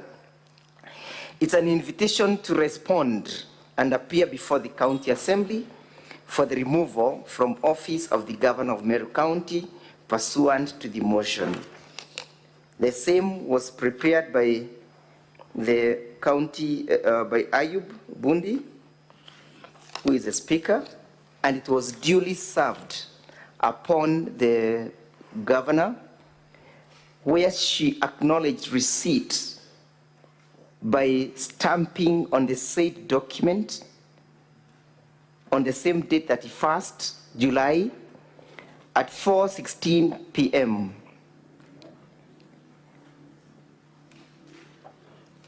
The same was supported by an affidavit of service. The first one is dated the 31st of July. Honorable Senators, you find that at page 59 of the same bundle. It is deponed by one Benson Kenywa Ngure, who is a duly licensed process server and equally an advocate of the High Court of Kenya. At paragraph 2, 3, 4, and 5, he deposes how he effected service at the office of the Governor. Of most interest is paragraph 2, where he says that on the 31st July, I was instructed to serve Her Excellency the Governor of Meru County, Honorable Kawira Mwangaza, with an invitation to respond and appear before the County Assembly via a letter dated 31st July 2024, reference as MCA/JC/1 volume 1/24, together with the hard copies of the late notice of motion by Honorable Zipporah Kinya, seeking the removal from the office of the Governor of Meru County by way of impeachment. That letter, Honorable Senators, referred thereto or therein is the letter that you find at page 56 of the said document, that is what Mr. Benson is deposing to have served. Equally well, Honorable Senators, at page 64 of the said document, you find another affidavit of service deposed by Joel Maitehia Mturukonga. He deposes at paragraph 2 that on 31st July, I received a copy of the notice of motion for the removal from office of the governor of Meru County by impeachment from Zipporah, Kenya, and the deputy leader of the majority party, County Assembly of Meru, with instructions to effect service upon Her Excellency, the governor of Meru County, Honorable Kawira Mwangaza, and the Speaker of the Speaker of the County Assembly. He says that he proceeded on the same day at around 4:17 p.m. at the office of the governor. I served the aforementioned document to Frida, the secretary to the governor, Meru County, by attending the copy there to her and recording her signature at my principal copy.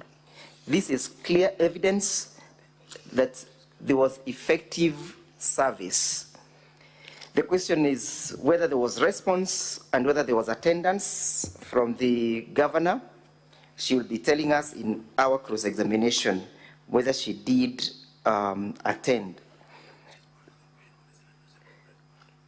And that answers the first and the second issue, whether there was communication, whether there was evidence that there was tabled to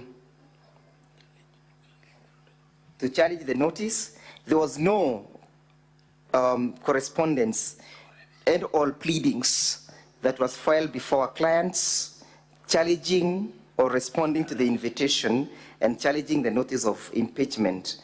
We are not aware of one. The impeachment motion at the County Assembly went uncontroverted and unchallenged. As to the question of the Auditor General's report and whether it can form the basis of this impeachment, permit me to draw your attention to Article 10 of the Constitution, because that is a legal question.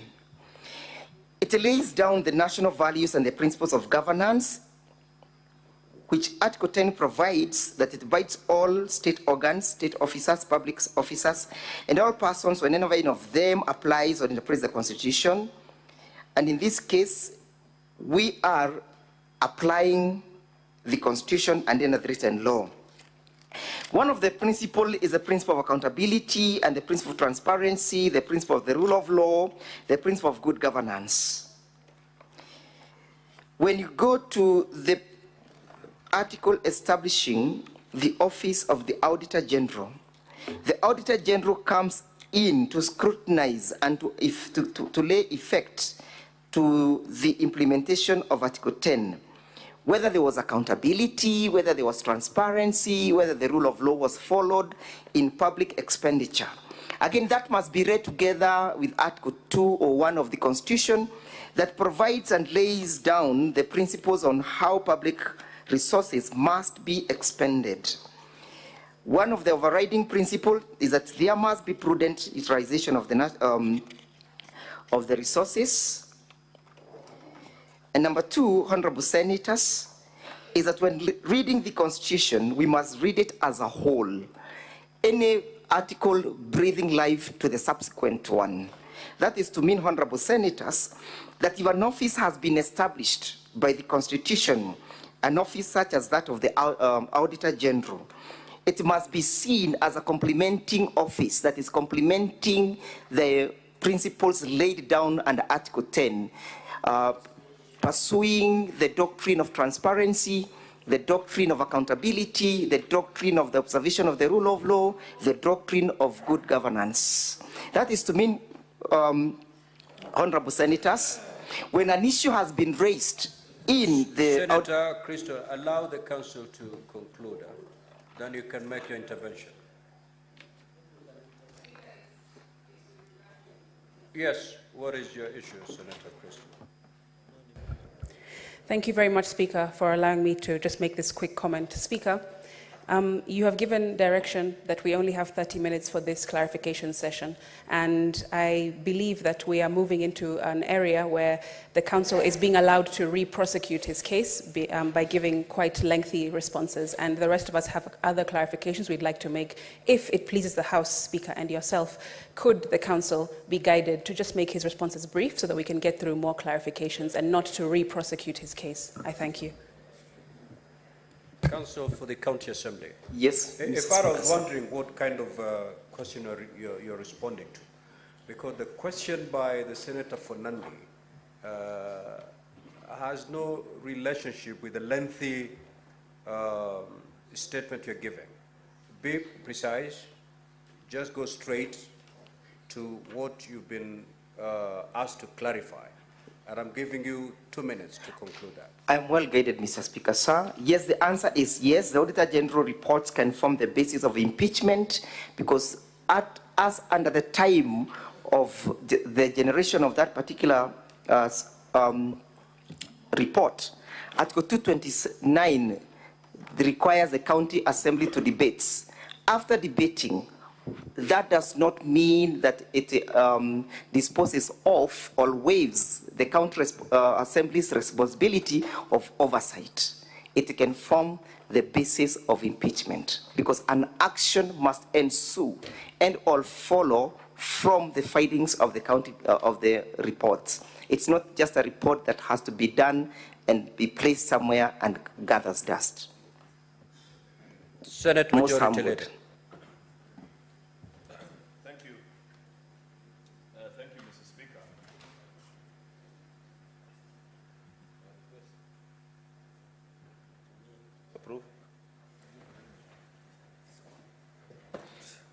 Mr. Speaker, and you know, just as a point, we have to move away from this Stone Age practice.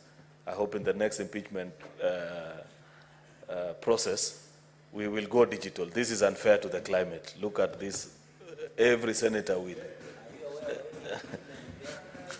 Anyway, just a simple clarification, Mr. Speaker. Part of the documents I've spent a lot of time reading are documents from the public participation, because I wanted to hear what the people of Meru are saying, because this is about the people of Meru, Mr. Speaker.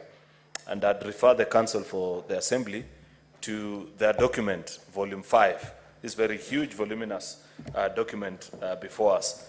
Mr. Speaker, the reason I did this is I just wanted to understand, and I'll be satisfied if the Council can even just point me to any of the documents they have presented, because it will help me to form a correct opinion. Because listening to the Council yesterday, in his opening remarks, he alluded to, and this has been captured as part of the documents they presented on page 11, 1334, on views of members of the public supporting notice of proposed motion to impeach Governor of the County Government of Meru, the Honorable Kawira Mwangaza. And one of the main issues that keeps coming up, I had the Council speak about it. I had the Honorable Member, I think Zipporah, the one who moved the impeachment motion, referred to it also yesterday, that the governor is allegedly behind disunity problem, especially amongst the leaders of Meru, and the efforts, especially by Meru professionals during Cheke Council of Elders, and the clergy seem not to bear any fruits. That doesn't concern me much, because, you know, at leaders level, Mr. Speaker, there are many reasons why we disagree. But as an exit to this problem, last time we made our conversation, we had requested, just the last point, Mr. Majority Speaker. Leader, you have not more than 2 minutes to seek the clarification. The 12th paragraph of that process is that the governor is alleged, paragraph 11, the governor is alleged to frustrate the process of reconciliation between her, the deputy governor, and the MCAs. This featured prominently in their case and submissions. Is there any document that I can point out to us, Mr. Speaker, to confirm that indeed there have been efforts to do this, but the governor specifically frustrated them? I'd be satisfied even if just told, go to this document and see this. Thank you. County Assembly, 1 minute. Thank you very kindly, the Majority Leader. The voluminous document that you see contains the report and the analysis that came or accrued from the processes of the public participation. We have voluminous evidence where the members of the County Assembly say that yes, there has not been fruitful results from the process or initiated for reconciliation. Some of them are yet to give us the reports. For example, the Nchorincheke that you referred to is yet to give its findings as to the current existing status, whether there has been reconciliation or not.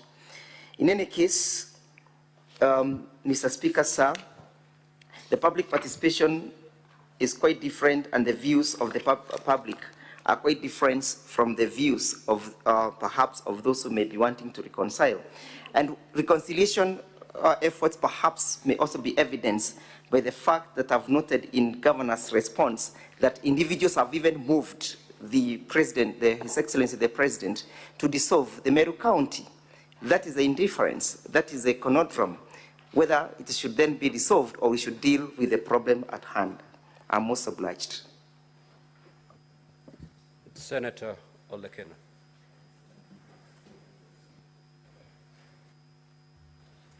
Thank you, Mr. Speaker. Briefly, I just need to seek some clarification from the Council, from the Assembly.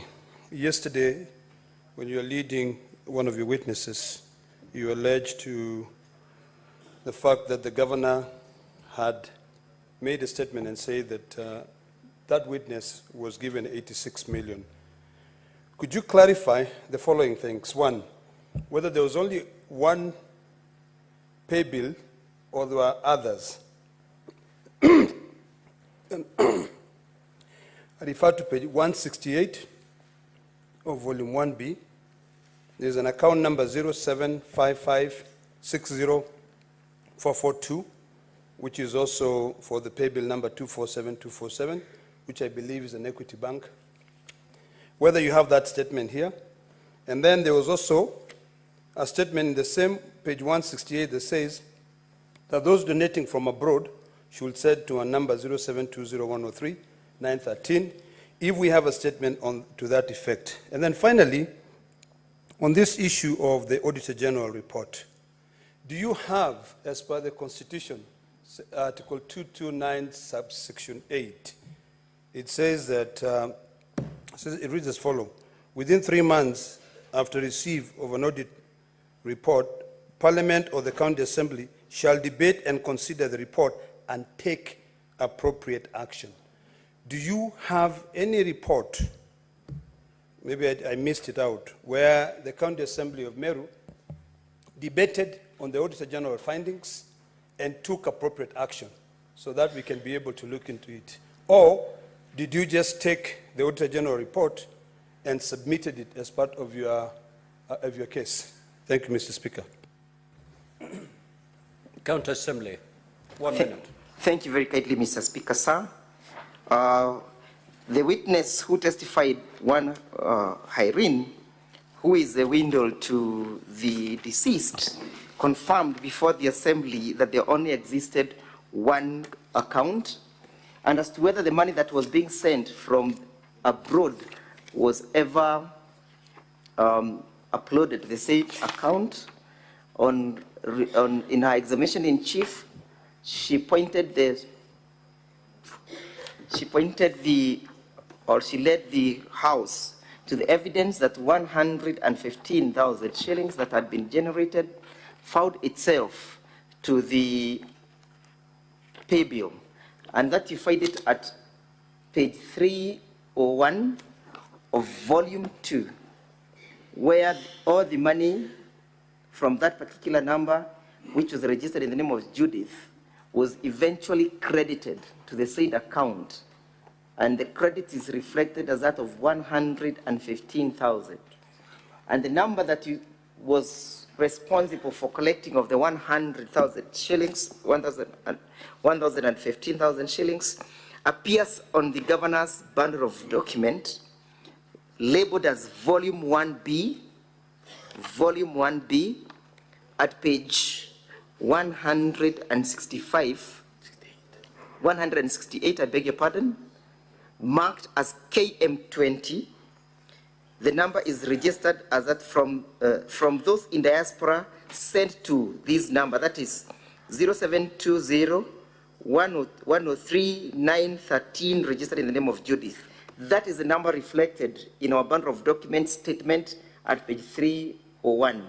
So all the money had one centralized mechanisms of management and only one pay bill. We'll be asking her to give evidence as to the whereabouts of the other millions when her time comes.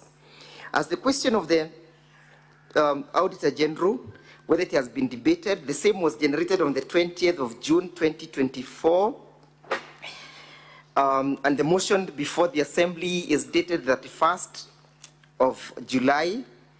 Debate is yet to take effect at the County Assembly. But the question is, was there a transgression that was notified or noticed by a constitutional organ? And if yes, how do we proceed to deal with that legal transgression? Senator Omtata.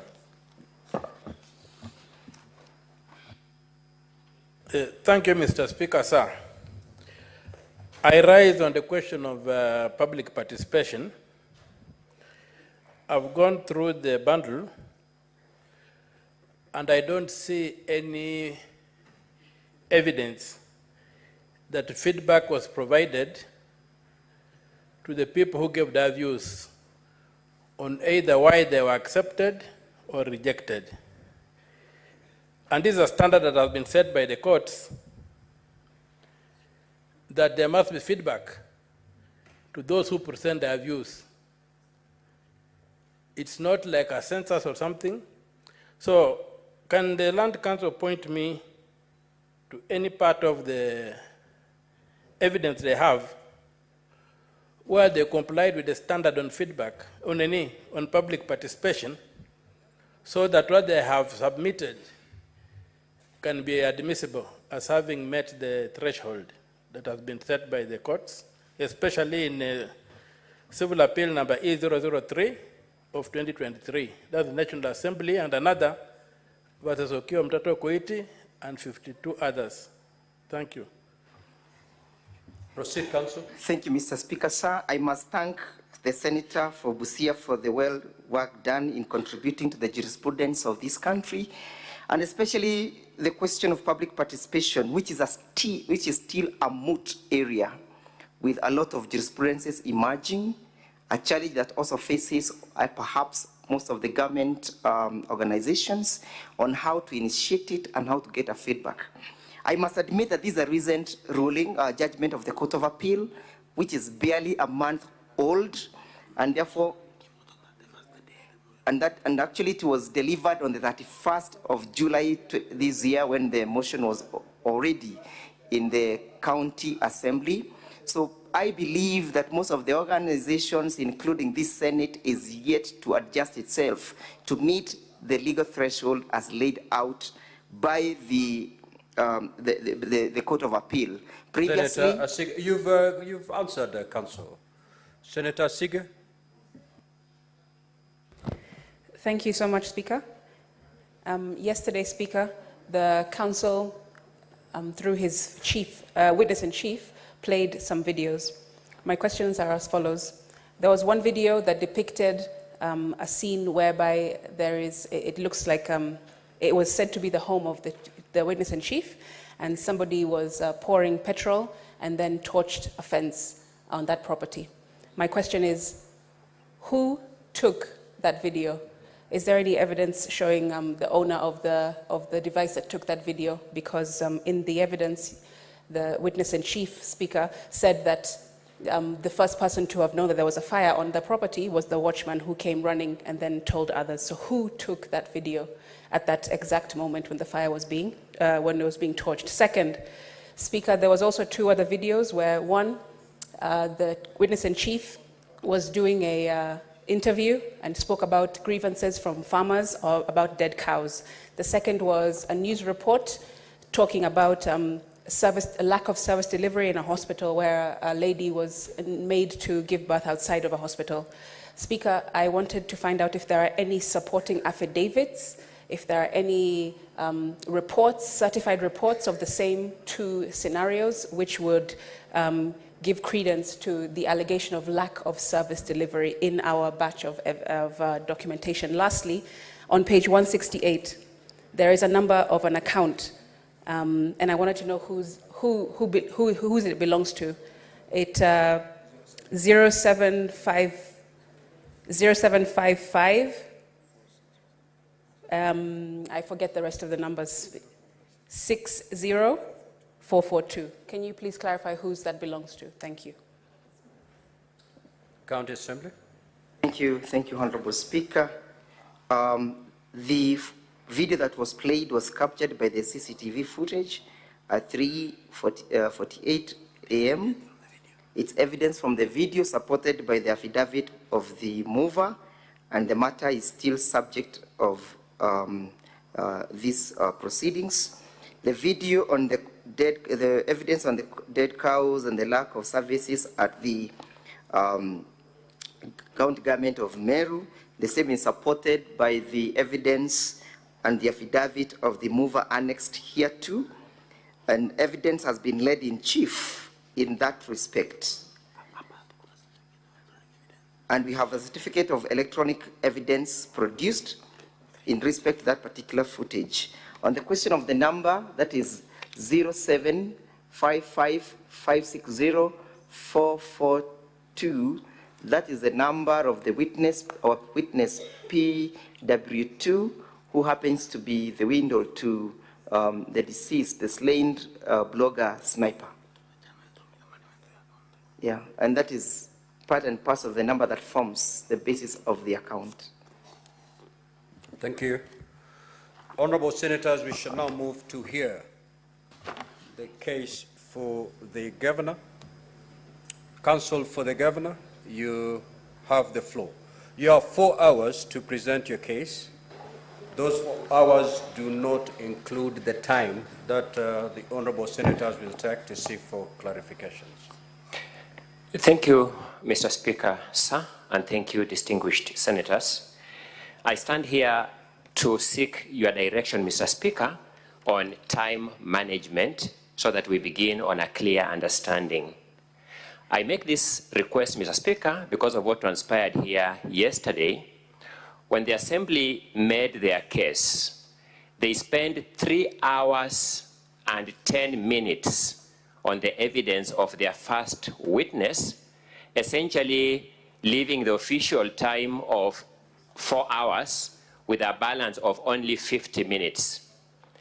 The net effect, Mr. Speaker, is that the governor's team was completely disadvantaged throughout yesterday, and I'm certain that the senators who were here last night could see how we struggled to wriggle within the limited time.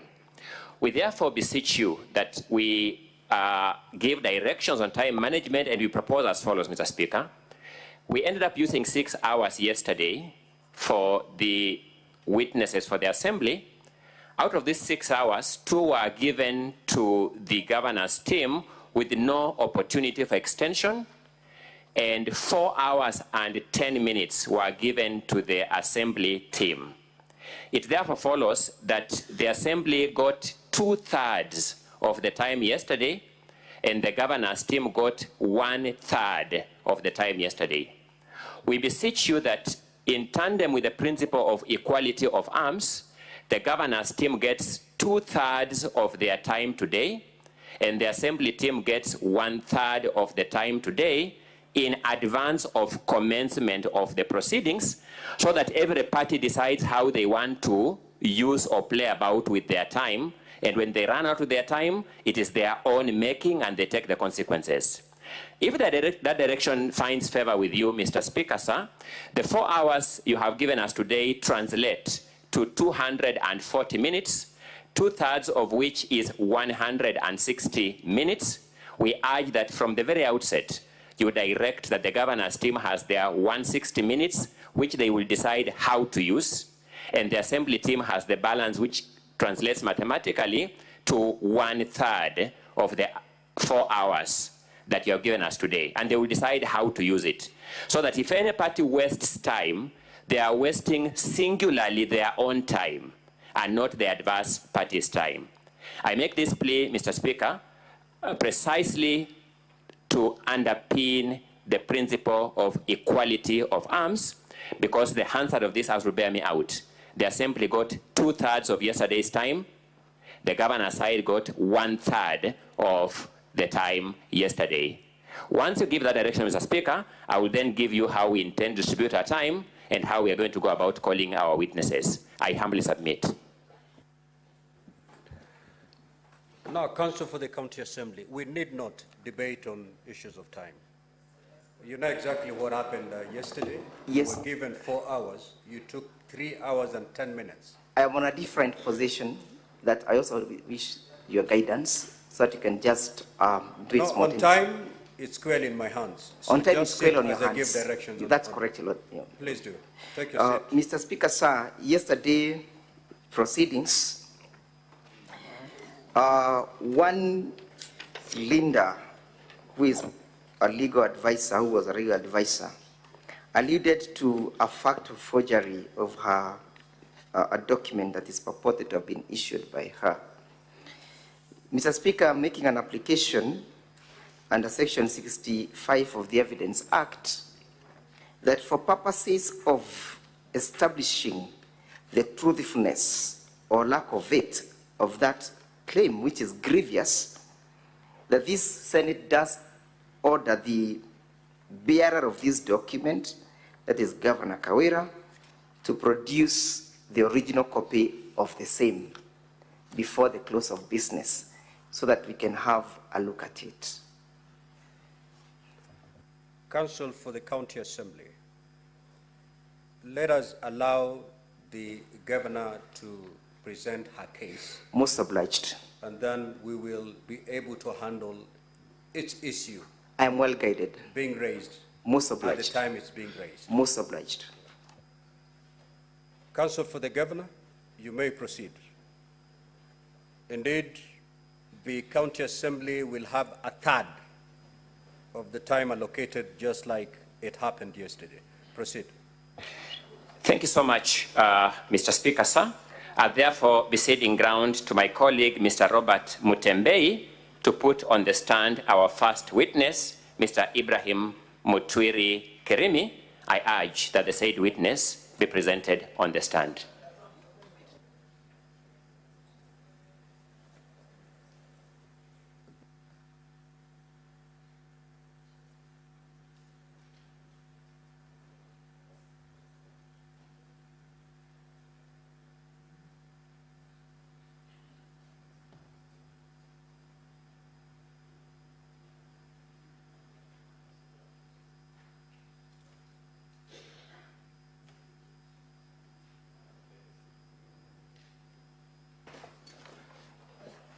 Mr. Speaker, as we wait for the witness to be brought in, for the record, my name is Robert Mutembei.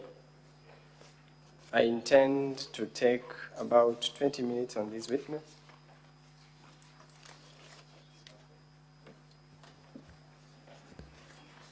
Where is the witness? Sergeant at Arms, can you usher in the witness, please?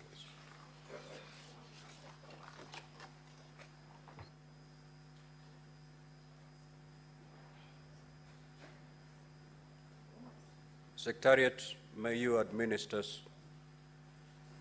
the oath.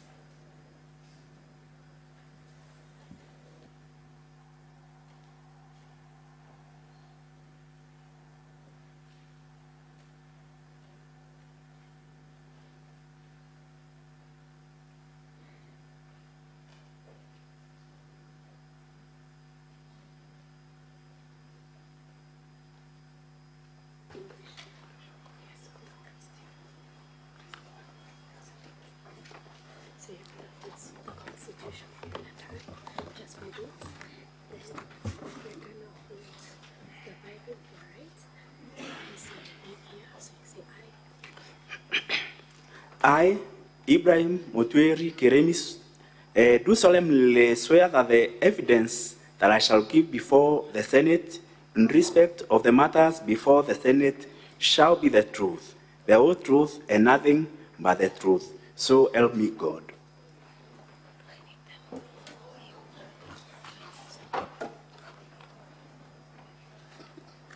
Mr. Ibrahim,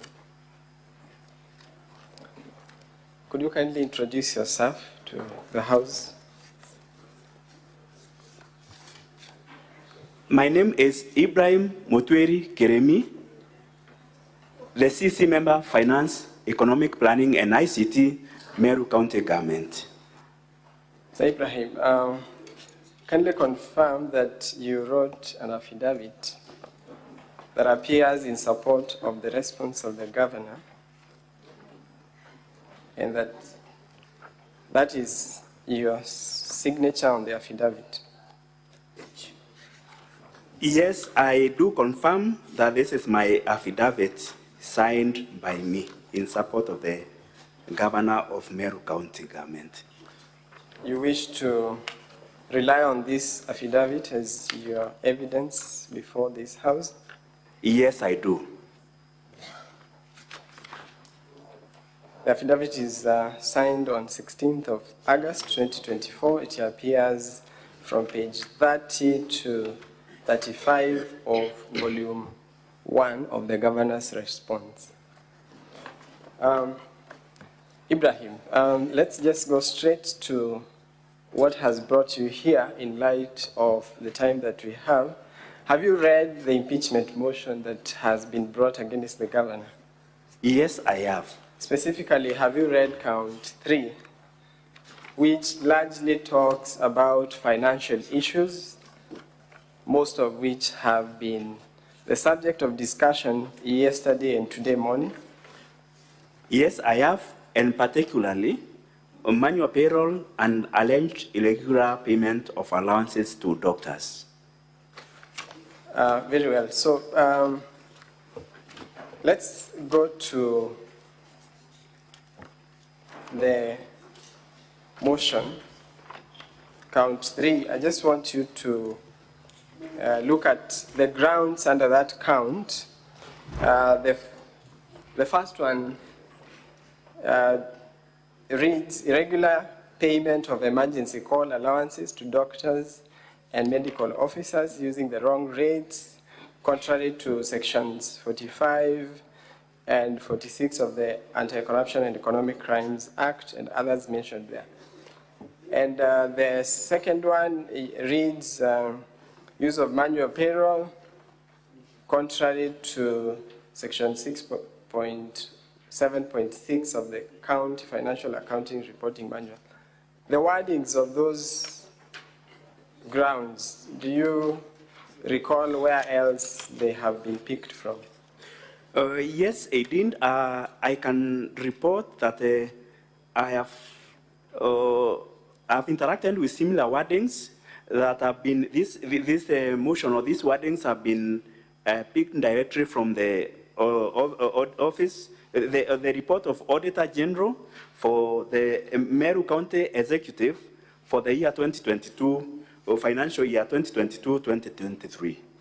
And the same report is also produced in the County Assembly Exhibit of Documents at page 347. So you confirm that you are saying that these very grounds that form part of count 3 have actually been plucked from the audit report in the same manner of wording? Yes, the Auditor General report for the year, for the financial year 2022-2023. So I want you to demonstrate that this audit report is not unique and doesn't raise unique issues. So people would be wondering, what is so wrong in this audit report? Are there peculiar issues in this report?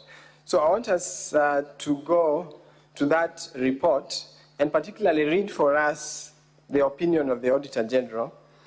This report at page 341 of the Assembly documents, volume 2,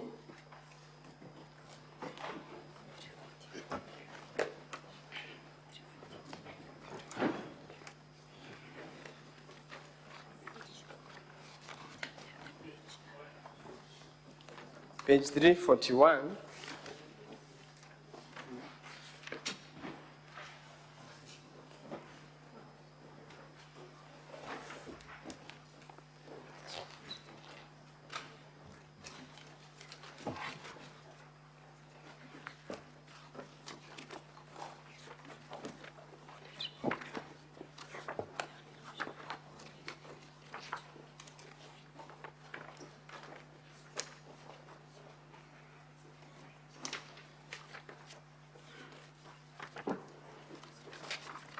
Sorry, it is at page 333. It starts at page 333 of volume 2, exhibits into support of the impeachment motion. So that is one of the major documents that has been submitted in support of the impeachment motion. But Ibrahim, I want you to go to page 341 and particularly read paragraph 2 that appears at the top of that page.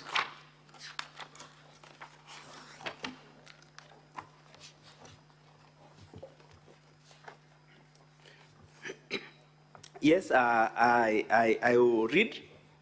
This is an opinion of the Auditor General that, in my opinion, except for the effect of the matters described in the basis for qualified opinion section of my report, the financial statements present fairly, in all material respects, the financial position of Meru County Executive as at 30th June 2023, and of its financial performance and its cash flows for the year then ended, in accordance with international public sector accounting standards, that is cash basis, and comply with the Public Finance Management Act 2012 and the County Government Act 2012.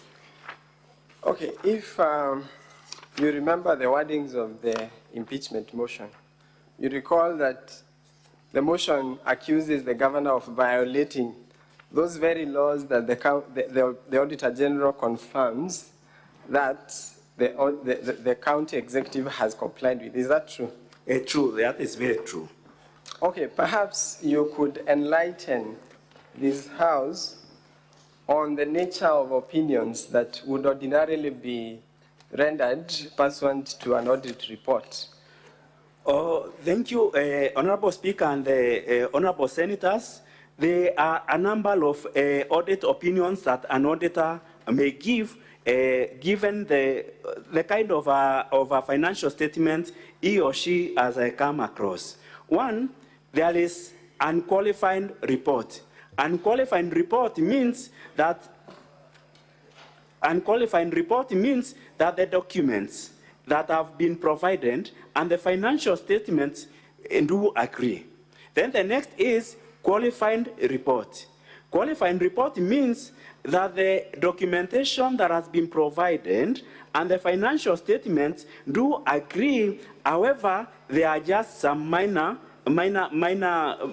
items or matters within the report. Then there is adverse report. Adverse report means there are quite a number of issues that do not agree. The financial statement and also the documentation that has been provided. Okay, then very well. there is a disclaimer of opinion. Okay, very well. Where does the opinion of the county executive fall? It falls in the qualifying report, and I will also explain. If you go if you check the Green Book by the Auditor General for the year 2023, you will find by the county executives in Kenya, there are 47. There is no single county executive that has unqualified report. However, 41 county executives have qualified report, and 6 have adverse opinions. In our case, Meru County Executive has qualified audit opinion or audit report. And you confirm that Meru County is not one of those 6 which have adverse opinions? It is not among them. And have you had a chance to also review audit reports of the County Assembly of Meru for the current year, for the previous years? Do they form the same opinion? Or yes, what is the nature of that? I have, and honorable senators and honorable speaker, if you check also from the Green Book for the county assemblies, County Assembly of Meru is within the qualifying reports. In Kenya, there are 3 county assemblies that have unqualified reports. Okay, however, County Assembly of Meru is in the qualifying report where the county executive of Meru is also in. So, Ibrahim, what you are telling this House is that there is nothing unique about the report of the County Executive of Meru.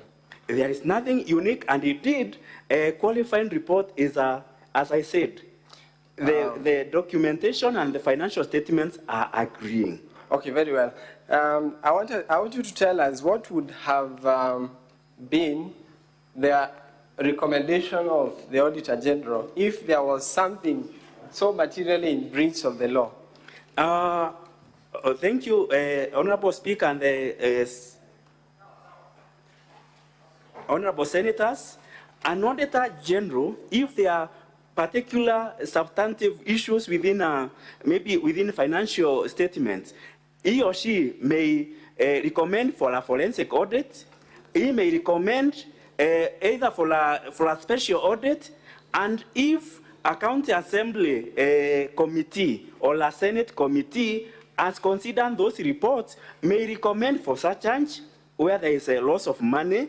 They may recommend for particular, like investigative bodies to take up the matter, or they may also reprimand a certain officer for any matter, any omission or commission within the financial statements. That satisfies it. So what you are saying is actually contained in the Public Audit Act, and I want you to just confirm that that is what you are saying at Section 53 and Section 54, and Section 37 also talks about forensic audit. So just confirm that what you are explaining is actually what is in the law.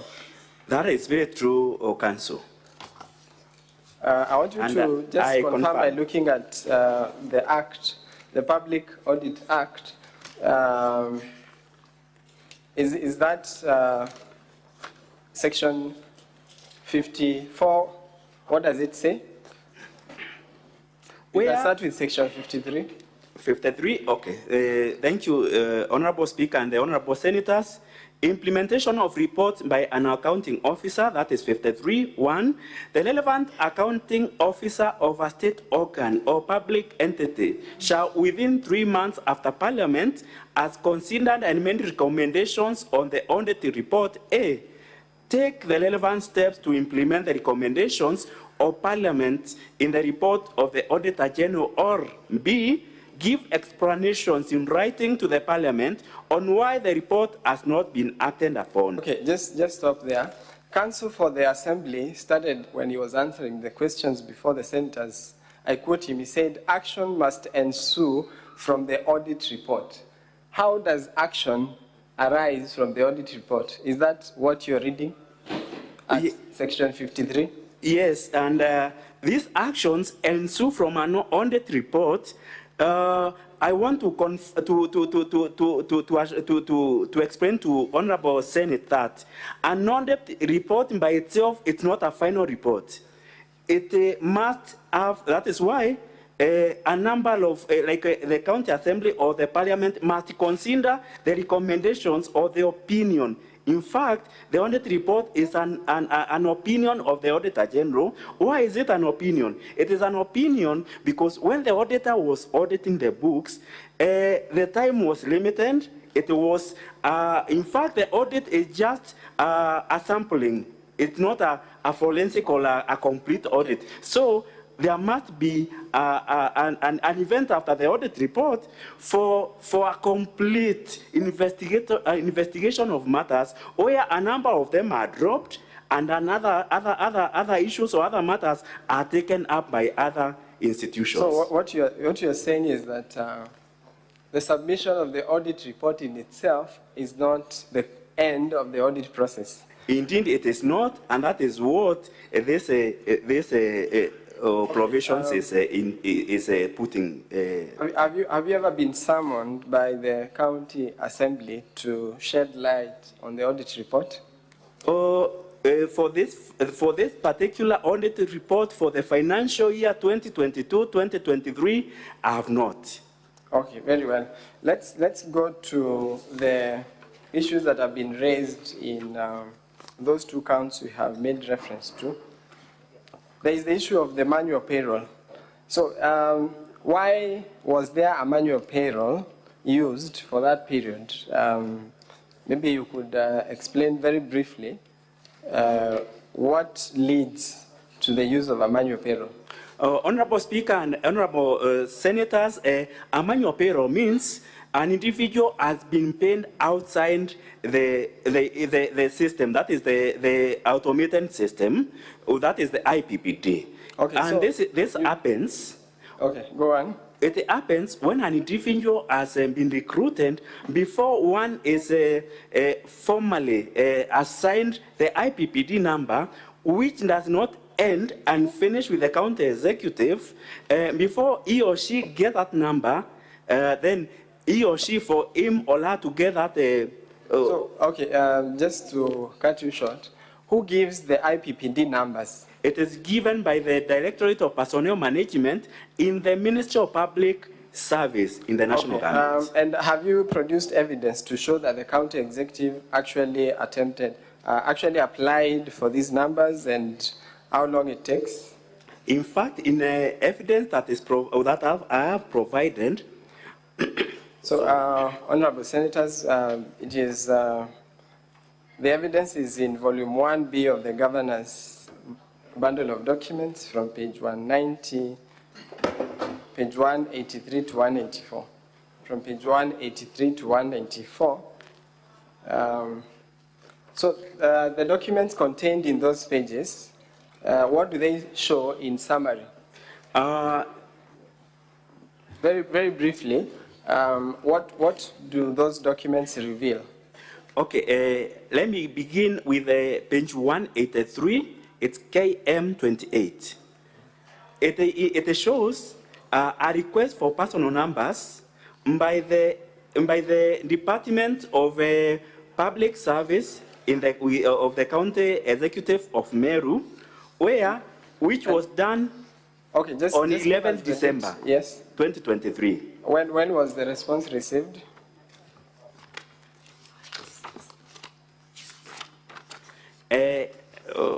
Council and the honorable members of the Senate, 186, page 186, KM29, it indicates that this response was done or came back on 19th March 2024. So what does that time, how many months are those?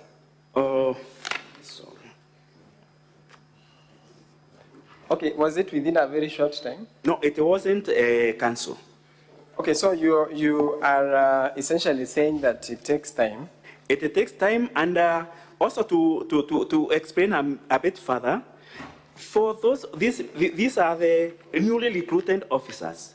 For the officers that are coming from other state agencies, it may even take a year or even more time, because for them to be cleared, for instance, if that officer under mortgage with the other institution, for them to release that data, it might take even a longer time. Okay, very well. That supports your evidence on the delay.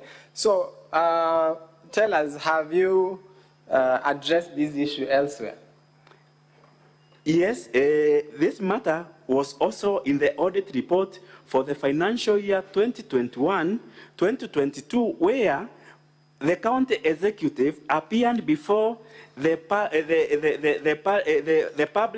County Public Accounts Committee of the Senate. And did you write a response to the Senate on that very issue? Yes, I wrote and even explained myself.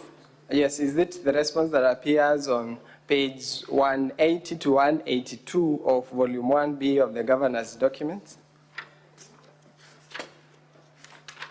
Page 180 to 182 of Volume 1B of Governor's documents. Is that the response you're talking about?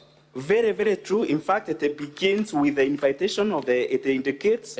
We can leave the details, but I just wanted you to confirm that you actually were invited to by the Public Accounts Committee of the Senate. Absolutely, so yes.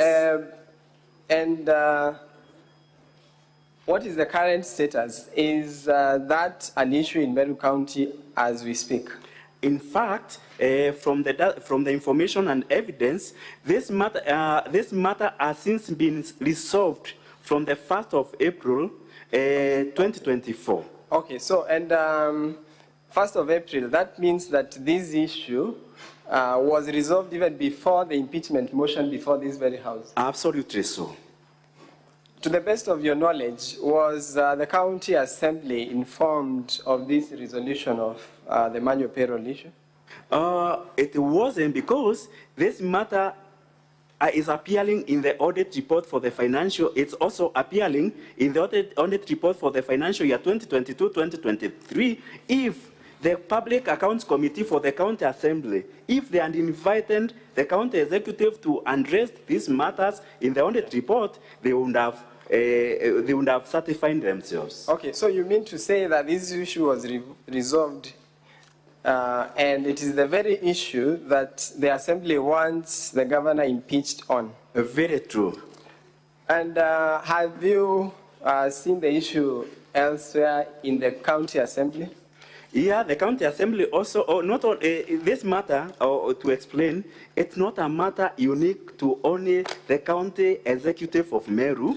It is also a matter that also has appeared in the 2021-2022. If you peruse that audit report, you will find that the County Assembly of Meru and a similar issue. Okay, so that appears at page 247 to 326 of volume 1B of the governor's documents.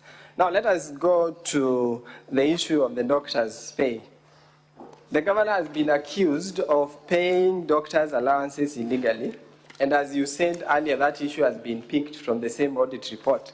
Now, what was the basis of making this payment? Thank you, Honorable Speaker and honorable members of the Senate. This matter arose from a return to work formula it was an issue that arose. This formula, or the return to work formula, is dated 18th April 2017. There are correspondences that are made by the Ministry of Health concerning the matter, what they resolved and what they agreed. And then the same is copied to the Council of Governors. Okay, sorry to cut you short, but the correspondence you're talking about, is it the correspondence found in page 327 to 330 of volume 1B of Governor's documents? Is that the correspondence confirming that the County Assembly, the County Executive of Meru was actually within the law in making that payment? Absolutely so.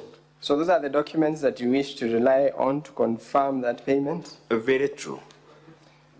Page 327 to 330 of volume 1B of the governor's documents.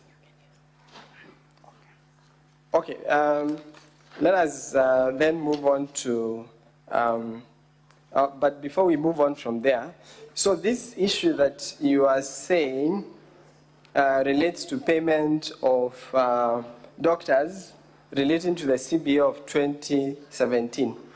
Are you familiar with the recent developments relating to doctors' strikes and the implementation of this CBA? Oh, okay. Let me make some explanation.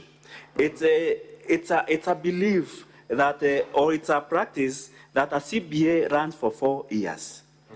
However, if there is no other subsequent CBA, that similar CBA runs until another CBA is arrived at. The one that I'm aware of, there is in April, there was an agitation for improved remunerations to the medical field, and there was a return to work formula, and that CBA is the one that I can quote. You are talking about the strike we saw recently. Very true. And the Assembly has also produced a video of doctors striking on basis of that very implementation of the CBA. Are you referring to that strike? Yeah, the one that was agreed in April this 2024. So do you find it in good faith that these two issues are being brought before this House to impeach the governor? In fact, what I know, and it is an HR practice, is that once benefit has been given or confirmed, you can't go back and retract that benefit unless it is done the same way that communication was done, or the SRC, which is a body that is taxed with the remunerations, also issues a notice. So what you would have seen is a similar communication, the way it was done to retract those benefits to the doctors. Okay, very well. Let's go to the last issue. You have also mentioned in your affidavit that there were frustrations that the executive faced in coming up with the budget for 2024-2025. So very briefly, would you tell us why you wrote to the Controller of Budget? The letter that you wrote appears at page 344 of Volume 1B, page 344, Volume 1B of the Governor's document. So I want you to very briefly tell us why did you write that letter? Okay, thank you, Honorable Speaker and Honorable Senators. I wrote this particular letter when in our budgeting process, we made a CFSP as taxed by the PFM, PFM Act 2012. We submitted to the County Assembly, which then went beyond and it went beyond the timelines that are set by the PFM Act. It went beyond other key considerations that are set by the legal provisions. So at that particular time, that is when I wrote to the control budget seeking an advice on those issues. Okay, so the documents you've relied upon are from page 336 to page 344. So, has the County Assembly implemented the memorandum that was arrived at between the Executive, the Assembly, and the Controller of Budget? It is important that I give some information to this Honorable House what happened. For the sake of time, I just want you to confirm whether, just very briefly, explain what happened after you came up with the memorandum. Okay. After coming up with a memorandum that was negotiated between the Assembly and the County Executive, we made a budget estimate because that memorandum was supposed to inform that budget estimate. The budget estimate was submitted to the County Assembly, which they approved as per the memorandum. However, after the approval of the budget estimate, then I was supposed to make or draft an appropriation act to appropriate that budget estimate, which I submitted to the County Assembly. So after you submitted, did the Assembly change that appropriation bill?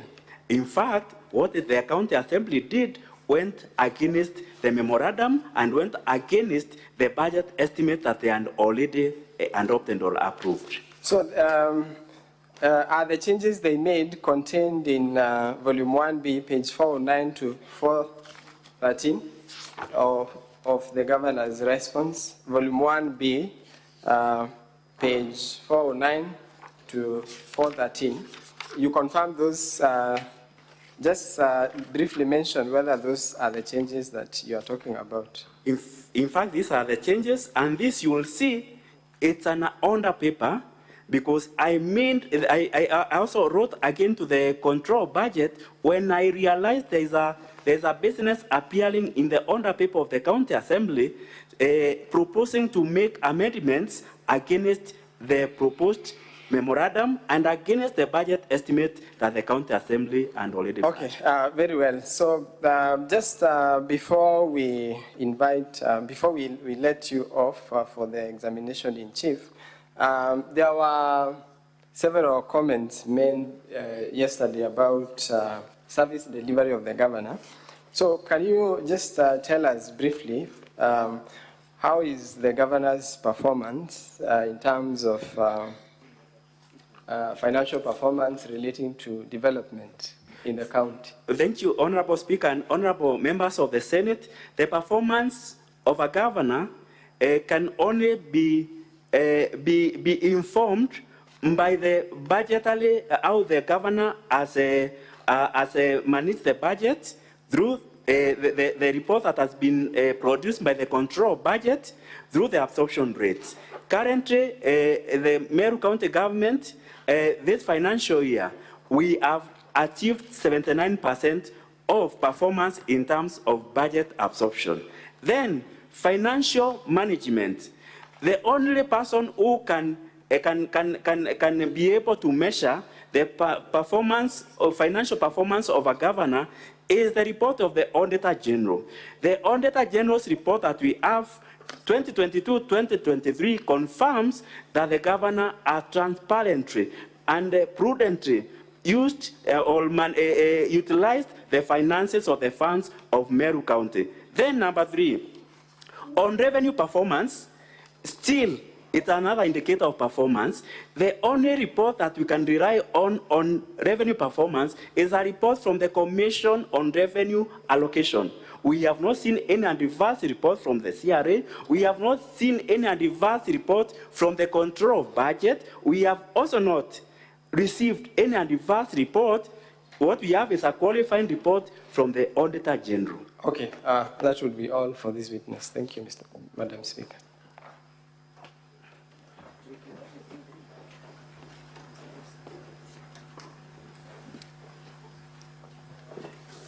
Is that all for the witness?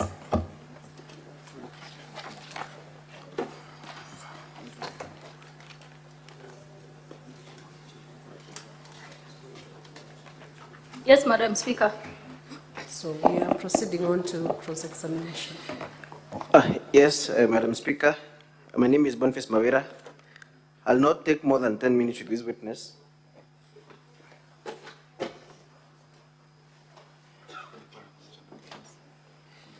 You may proceed. Mr. Ibrahim, I want to take you straight to your affidavit, the one that you have filed. Specifically,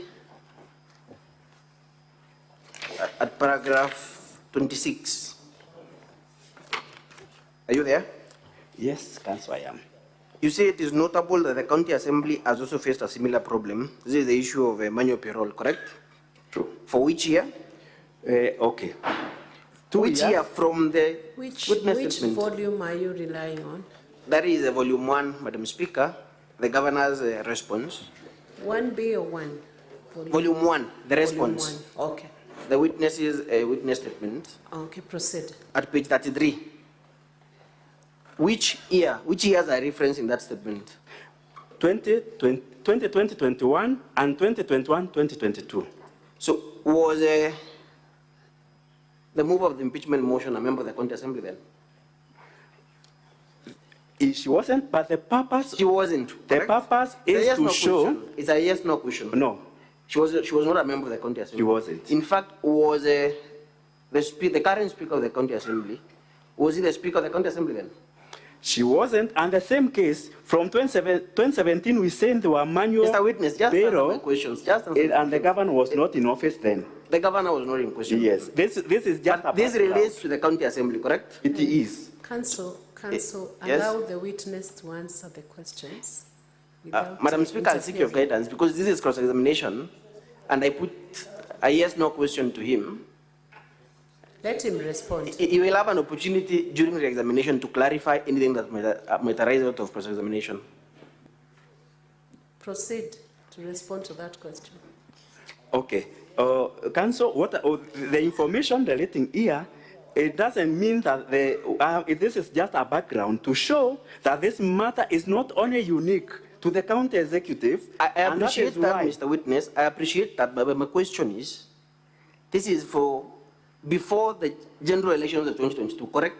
Correct. And the evidence you've adduced, that is the report. You will turn with me to page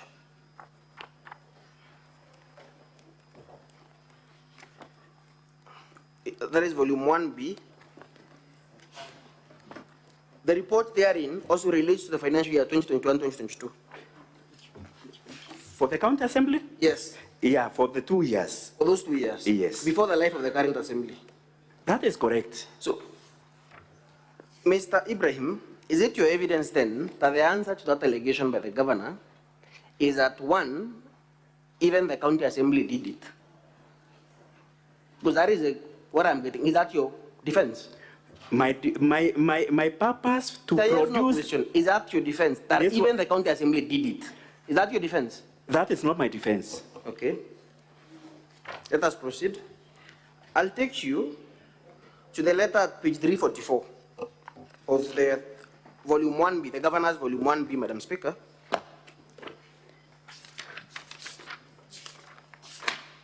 In fact, it is page 391, Madam Speaker. That is KM 49. What page? Page 391. Page 391, KM 49.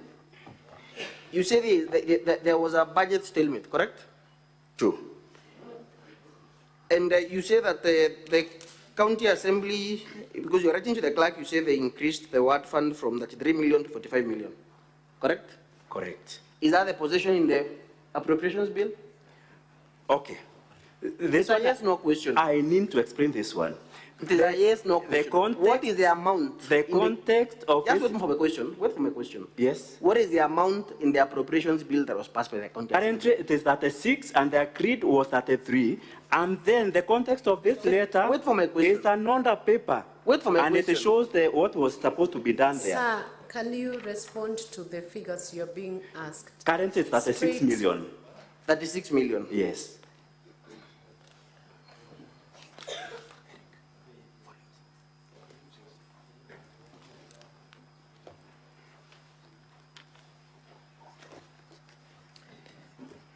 Madam Speaker, that is the appropriations bill is in the County Assembly's documents, volume 6.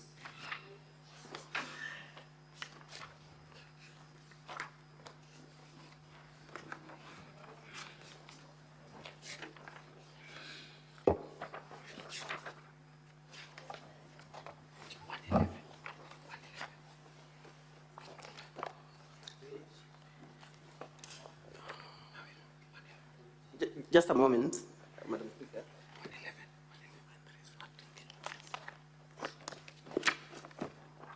At page 111,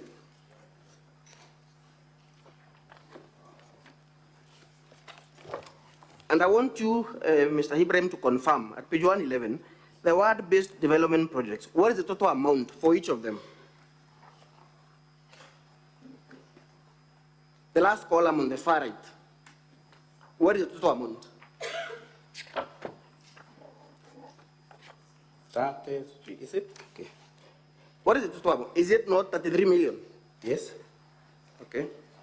Do you still maintain your answer that the correct amount is 36 million? Yes or no? Okay, that's 3 million. Okay. You concede that? Yes.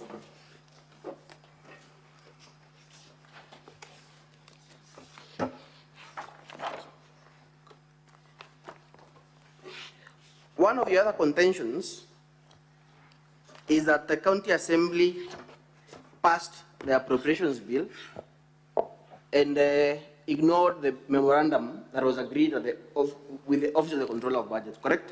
True.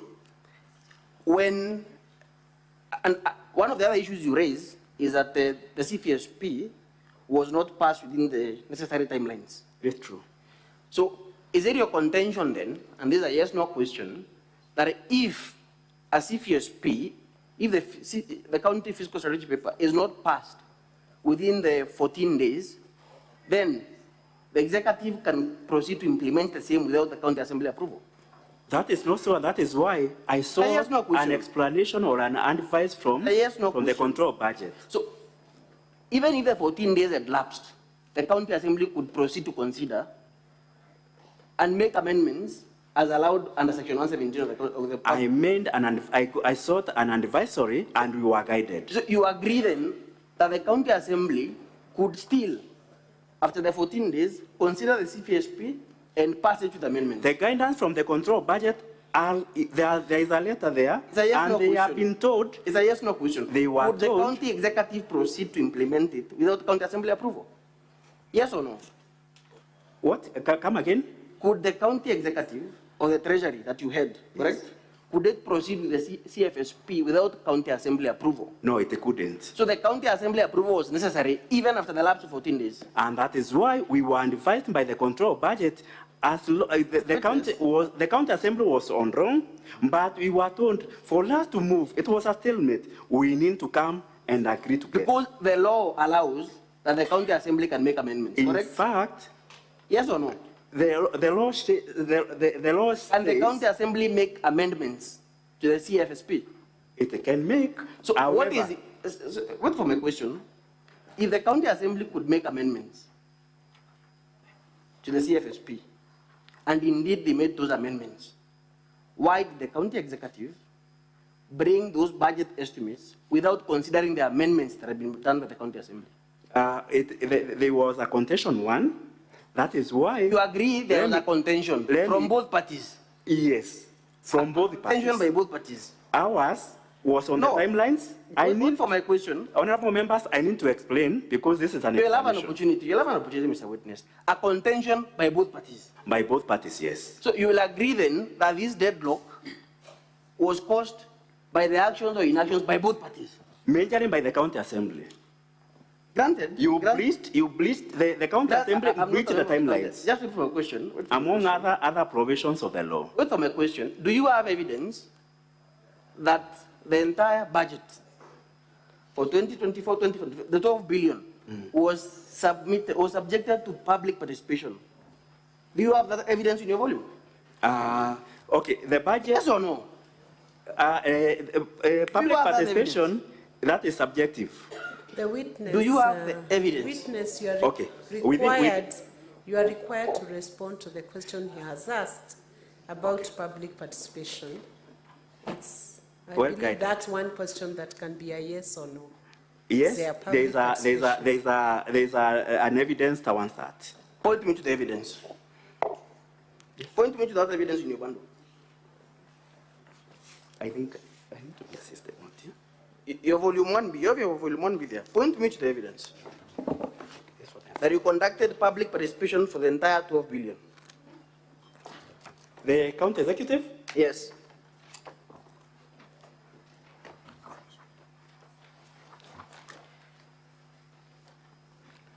Council, your 10 minutes are over, but you have the discretion to use more minutes from your allocated timeline of 1 hour, 20 minutes.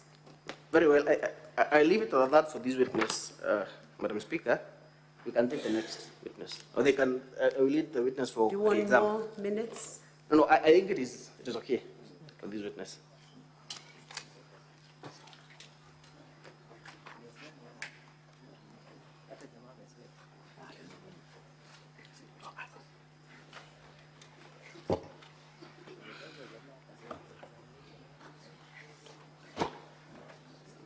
Madam Speaker, I will take 2 minutes just for re-exam.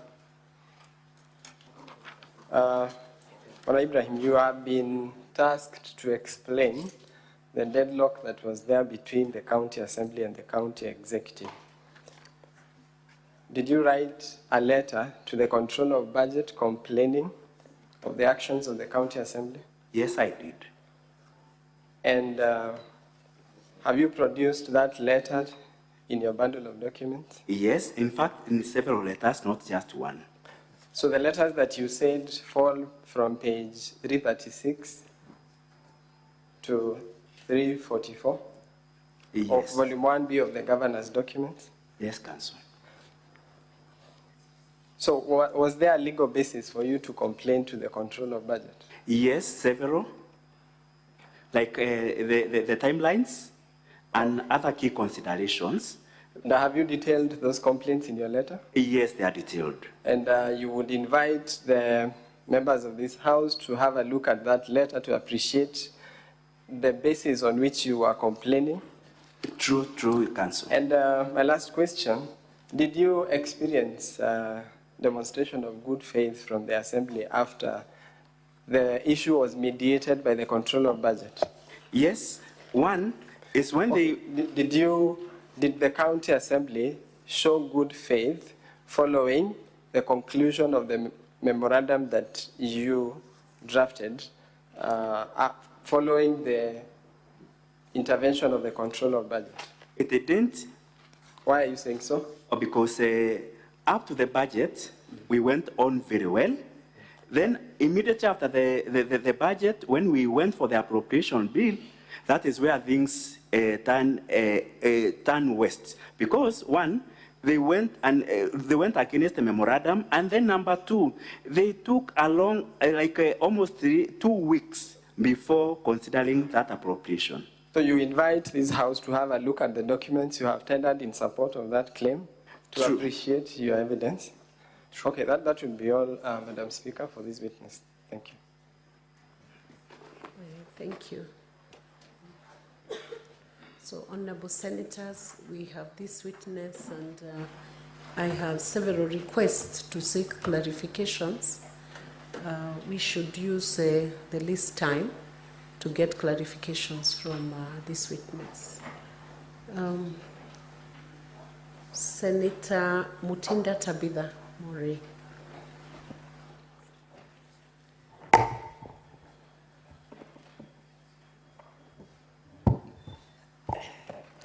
Thank you, Madam Speaker.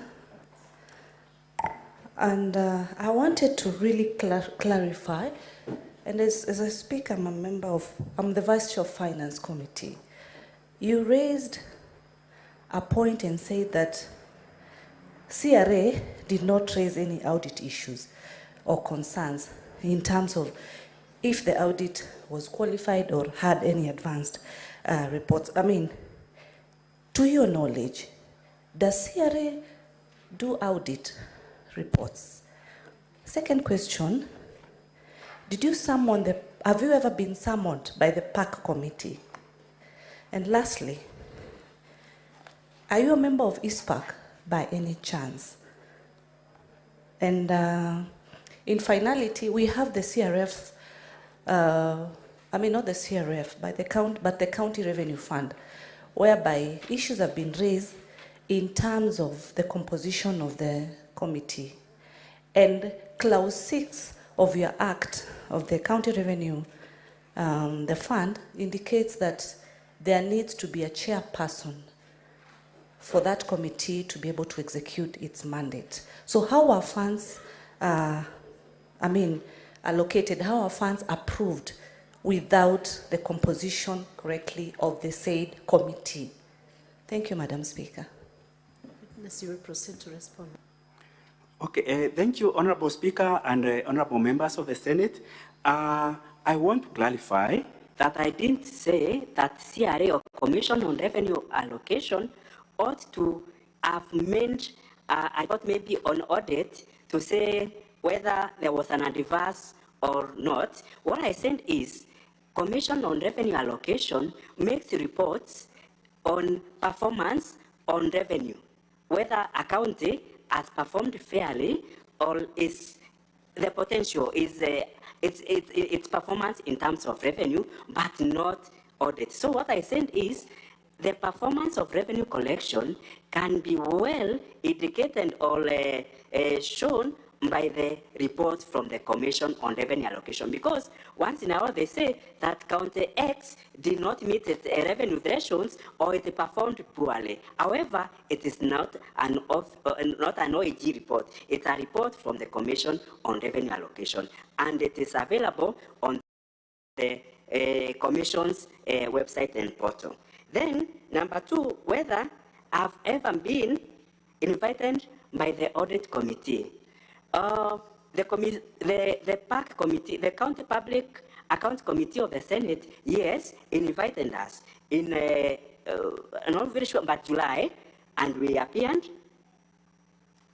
In July, we appeared, and on the audit of 2021-2022, I appeared. Then, yes, I'm a member of ISPAC.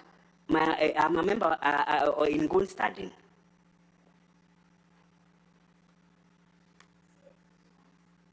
Okay, the transfer to the Meru County Revenue Authority, that transfer, the money that is transferred to that board, it is from the main revenue of the county after that money has been budgeted and has been approved. And that still money is also audited by the Auditor General on its prudence and how how it has been accounted for. So it is transferred from the Meru County revenue to revenue allocation to that to maintain its operations, because the authority is supposed to be self-sustaining. However, at the moment it isn't, so we transfer some money to the board. Yes? Senator Wambua Enokio, what's your intervention?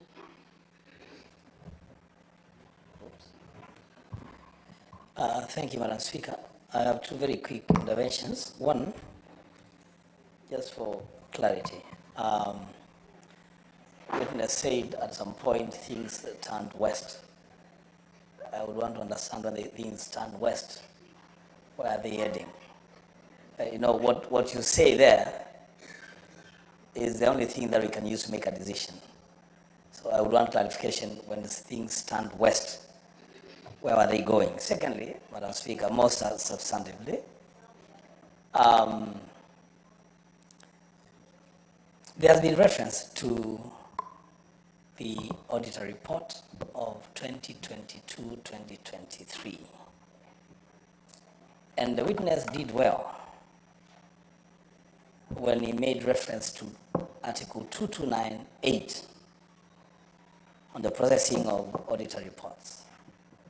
That those reports cannot be used as material evidence in any proceeding until and unless they are considered by the Assembly and Parliament.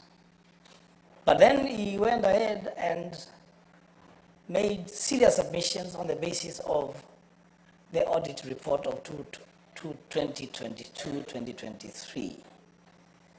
So where should we stand?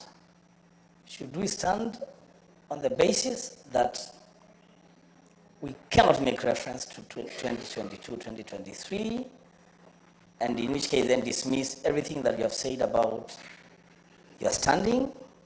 Or should we take what you have said as part of evidence in these proceedings? Respond, witness. Thank you, Honorable Speaker and Honorable Members.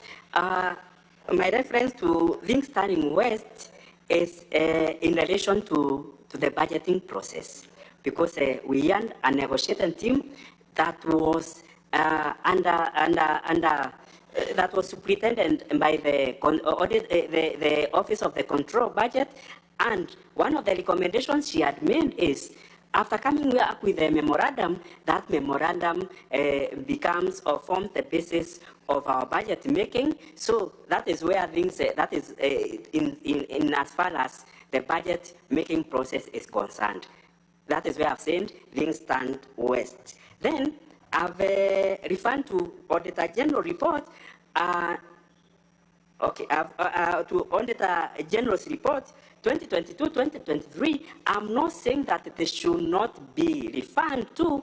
What I'm only saying is, for this matter that is before the Senate on impeachment, if it would have been addressed in the committee of the PAC of the County Assembly of Meru, a number of things like Manyopero would not have found itself here, because in that committee, we would have explained what we've done and the materiality of that matter, because we would have explained that this money that was paid through the manual payroll is money that has been budgeted, money that has been liquidated to the control budget, and money that has been paid to individuals it is not money that has found its way to other people, but you could even find the bank account. So it's not a material thing that should have even brought even an HR person to be reprimanded because of that, because it is a matter that is not so material.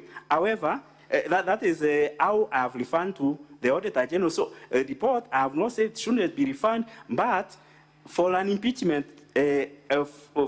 impeachment motion, I think if this matter was addressed at the PAC committee, they would even have gotten more information and more materials to support or not to support.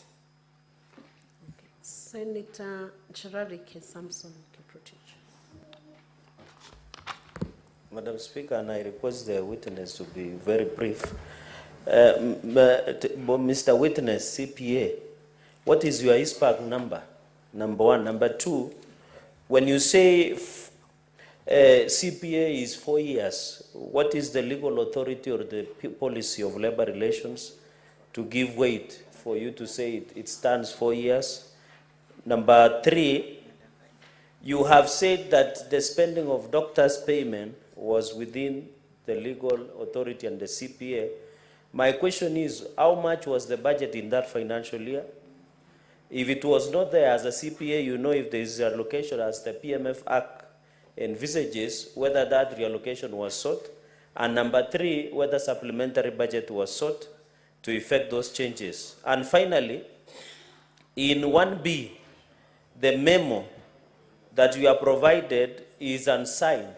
It is signed by only the chair. So how can we trust in this volume 1B, Madam Speaker, that memo that had been signed, the engagement, the part of secretary and chairman is not signed, nor is it stamped? Is it an authentic document that you will want to present to this House for proper consideration, considering that what the House is considering, Madam Speaker, is a very serious issue? Madam Speaker, if you can answer those 4 questions, I'll be grateful. You may proceed to answer those questions. Thank you, Honorable Speaker and the Honorable members of the Senate. My reference to CMBA 4 years, I may not authoritatively quote it, but I know it has been it has been termed from HR quarters. I'm not an HR expert. I want to say that, but it has been always saying that a CPA runs for 4 years. That is what but I'm not an HR expert. Yes. Then legal authority on the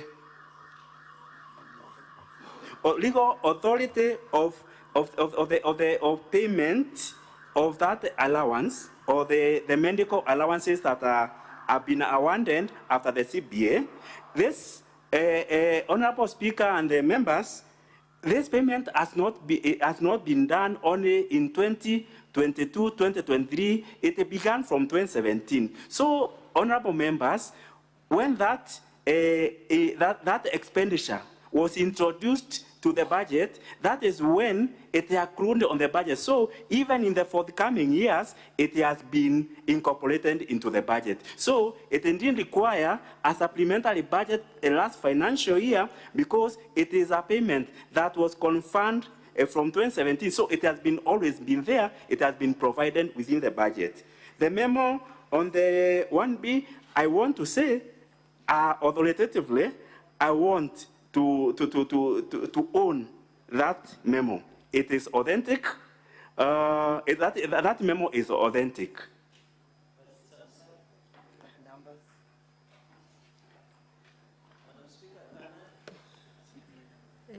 Senator Danson Mungatana.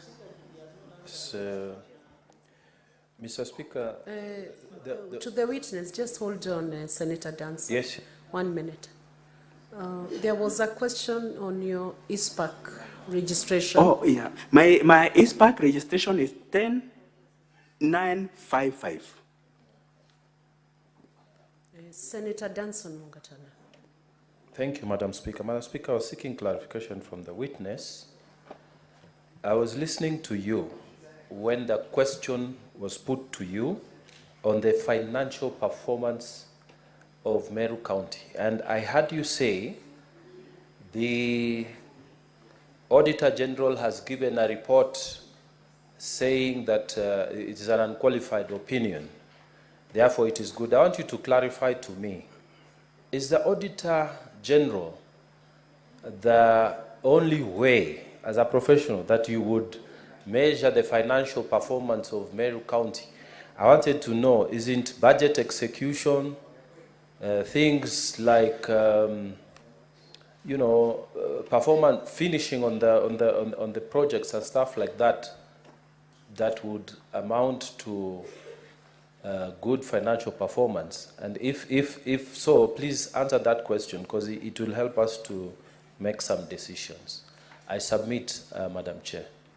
Proceed, witness, to answer that question. Thank you, Honorable Speaker and members. Yes, budget execution.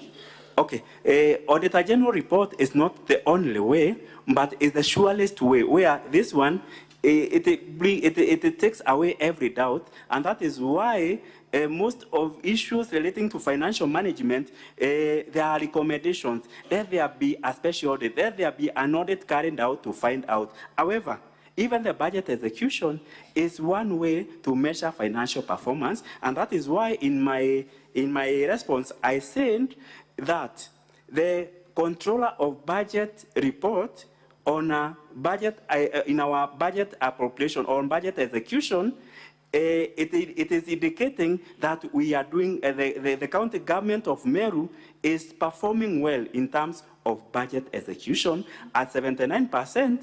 I think that is good. Then another indicator of good financial performance is paying. Like we are talking about payment of allowances to doctors. If a county is performing poorly financially, we would not be able to pay those allowances. But what we would be seeing is a protest on the roads, doctors protesting for a CBA that was agreed in 2017.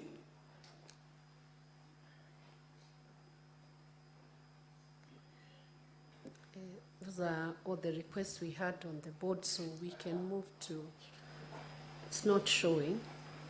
Senator Kisang, you can proceed, but his name is not showing on the board. Clerk, check your system.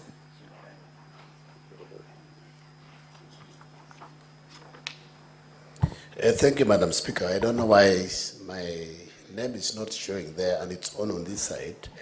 Madam Speaker, I wanted to put to the witness, I don't know whether it's him or who, because I want to put something on the audited report for 2022-23, Madam Speaker. Madam Speaker, as a member of CIPIC, I also know as Gerald Gates, a member of CIPAC, normally what happens is when the Auditor General signs the report, the oversight committees of both the county assemblies and Senate and National Assembly, they go through the reports to verify, and if there are any additional issues that are required, then we recommend to ACC or other government bodies to investigate. So I'm wondering, I wanted to find out from the witness, were you called by the CIPAC and CIPIC committees of the County Assembly of Meru before they met this particular audit query and impeachment issue?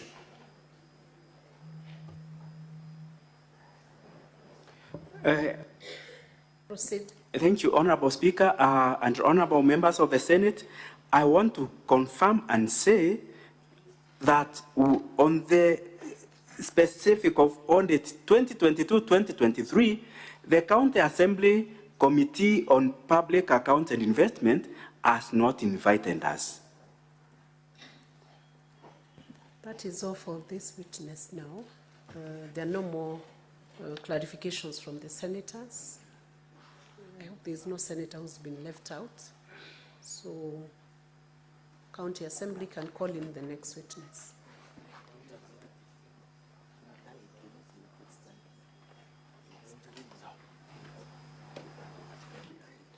Sorry, it's the county executive team that is calling in the next witness.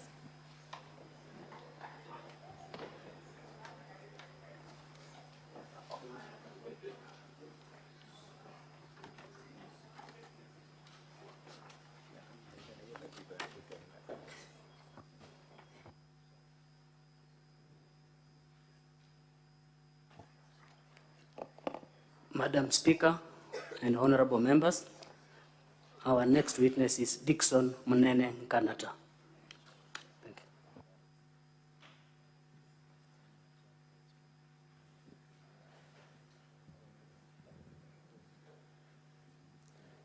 Dickson Munene, where are you?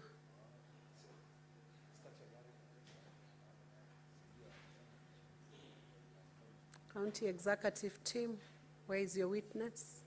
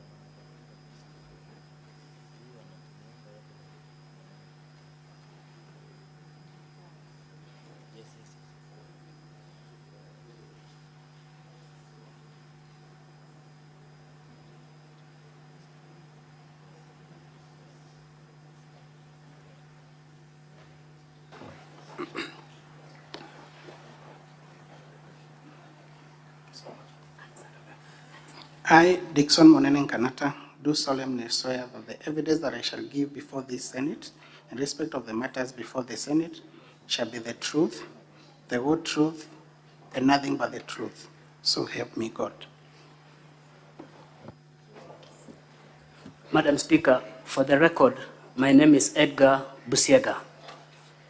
I've been variously referred to as Busienga. I'll wish to correct the record to reflect Busiega. Thank you. You may proceed, Councillor Busiega. Kindly introduce yourself.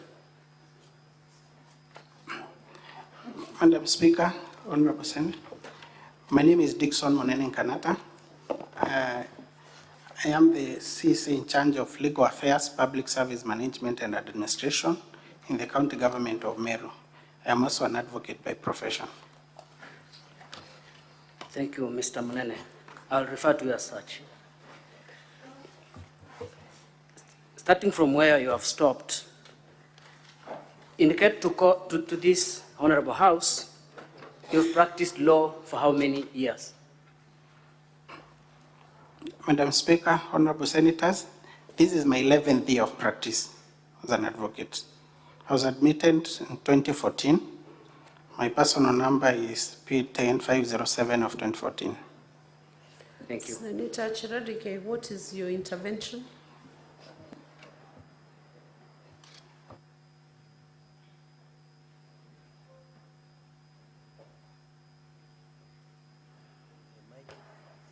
Madam Speaker, perhaps if you could freeze the time during the intervention. Your time is frozen anytime there is an intervention. Can you give the mic to Senator Chiradike? Madam Speaker, understanding 104 on the declaration of interest, I don't know how will this one proceed because Council Busieka and Council Munena and myself were in the same class. So is it in order that the council and the witness should have declared the interest before proceeding so that the House is cognizant of the fact? Senator Chiradike, I believe you must be out of order because many of us were in class with so many other senators and many other people who are appearing. Unless you have special interests like being common shareholders within a company or other interests beyond going to school together. That's the only time you can then unless you have very serious interests that go into legal, proprietary, or other definable interests in law, that would then bring the team together in such a manner that they've been resolving issues in a way that would influence their judgment in these proceedings. Otherwise, if it's just going to class together, many people have been in school together. So I will overrule that objection. Or do you have any other interests you want to disclose beyond going to school together?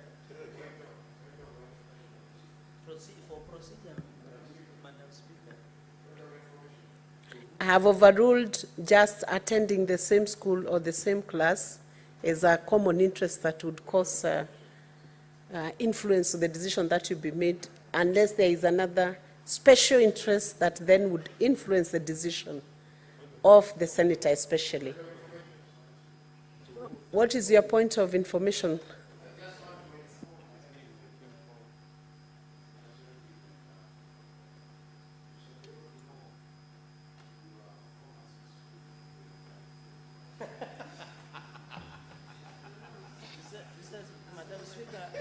Senator Meru, is there another point of information which is relevant and will not take away our minutes? We have very short time. In fact, Madam Speaker, because I know we are very constrained of time, Senator Cherargei was selective, and that's why he never referred and read the Standing Order 104. It is very specific that a senator who wishes to speak on any matter in which a senator has pecuniary or proprietary interest shall first declare the interest. So I don't think going to school together is pecuniary or is proprietary, and I don't even think the witness before us is a senator. The Standing Order 104 is for a senator who wishes to speak on a matter. So the standing order that he quoted is irrelevant. I'm sure he just wanted us to know that he went to school with the brilliant fellas, but that is now water under the bridge. Thank you. Though presumably it comes late after I had given a direction, but that suffices to close out that issue. Let's proceed on with the witness counsel. Mr. Munene, you saw an affidavit on 16th of August this year, correct? That is true. Would you wish to rely on the same as your evidence before this House? I would wish to rely on the same, Madam Speaker, Honourable Senators. Okay. Now, the first issue is on, as the subject of impeachment, is on what we call illegal revocation of one CPA, Virginia Kawira. Did Virginia have the requisite qualifications at the point of appointment? Thank you, Honourable Speaker. On the issue, the governor has been accused of illegally revoking the appointment of CPA Virginia Kawira Miriti as the Secretary/CEO of the County Public Service Board. I'm aware that the governor revoked the appointment of CPA Virginia Kawira by virtue of the fact that she is still a public officer, and this is an issue that offended section 58, subsection 3B of the County Government Act. It was an expectation that after the nomination and approval of CPA Virginia Kawira by the County Assembly, before she took appointment, she should have resigned so that she doesn't own two offices, and so that she qualifies by virtue of that section 58 3B of the County Government Act. I'm also aware that this decision of the governor was informed by the legal advice that she received, both from myself, with the background of law, being the CC in charge of legal affairs, and the only CC who is an advocate by profession in that cabinet, and also from her legal advisor. Based on what you've just informed this House, you are aware that the legal advisor was before this House yesterday? Yes, Madam Speaker, I am aware that the legal advisor was before this House yesterday. I'm aware that the legal advisor disowned the internal memo that is which is appearing on page 11 and 12 of the volume 1B of the governor's documents. I'm also aware that the legal advisor, that is the former legal advisor, has since been, employment has since been terminated by the governor. And I'm aware of the circumstances under which the termination of her employment was done. I'm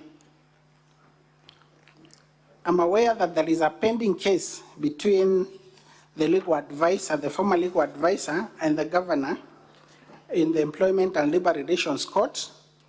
And I'm aware that the former legal advisor is represented by the firm of Ngwele and Company Advocates, which is the same firm that is representing the county public, the CEO of the County Public Service Board, that is Virginia Kawira. I'm aware they share the same advocate. I'm aware that in the documents filed in court by the former legal advisor, the Saint Virginia Kawira appears as the Linda Kiome's witness. So I would not be surprised that Linda Kiome would disown such an advice that she gave while still in office. Thank you. Will you confirm unequivocally whether she ever consulted you or shared with you this letter prior to tendering to Her Excellency the Governor? Yes, I confirm that we discussed the issue. I confirm that she delivered the letter to myself, which I delivered it to the governor. Yes, and I can confirm that thereafter, when the governor did the letter of termination, and the response, there was an advisory from the chairperson of the Meru County Public Service Board in reference to that revocation. Linda Kiome was not available to advise the governor on how to respond to such. I'm aware that we agreed that I look at the documents since we had discussed over this issue, and I advised the governor on how to respond to the response from Julius Kainga Mitu, the County Public Service Board Chair. I'm aware that the governor did this letter between page 13 to that running 13, 14, and 15. Honorable Senators, it's now 1 p.m. and I want first of all to notify the governor's team of their remaining time, which is 1 hour, 55 minutes out of the total time of 2 hours, 40 minutes. This will be reflected in the supplementary order paper that will be printed for the afternoon session. The county assembly team will have 1 hour, 10 minutes out of their total time of 1 hour, 20 minutes. Honorable Senators, the session in the afternoon will resume at 2 p.m., not 2:30 p.m. So, Honorable Senators, it's now 1 p.m., time to adjourn the Senate. The Senate therefore stands adjourned until later today, Tuesday, 20th August 2024 at 2 p.m.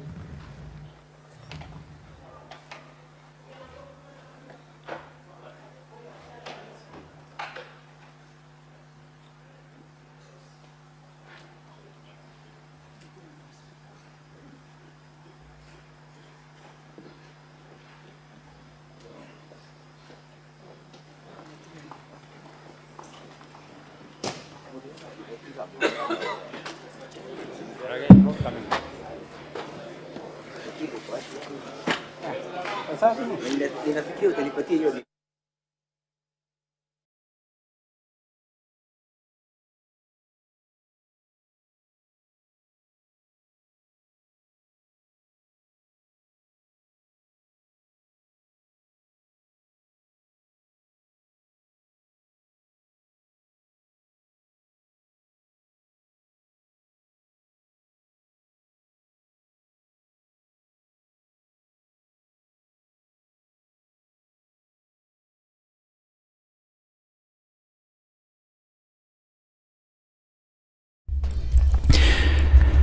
morning. This is Newswire. I'm Dennis Aseto.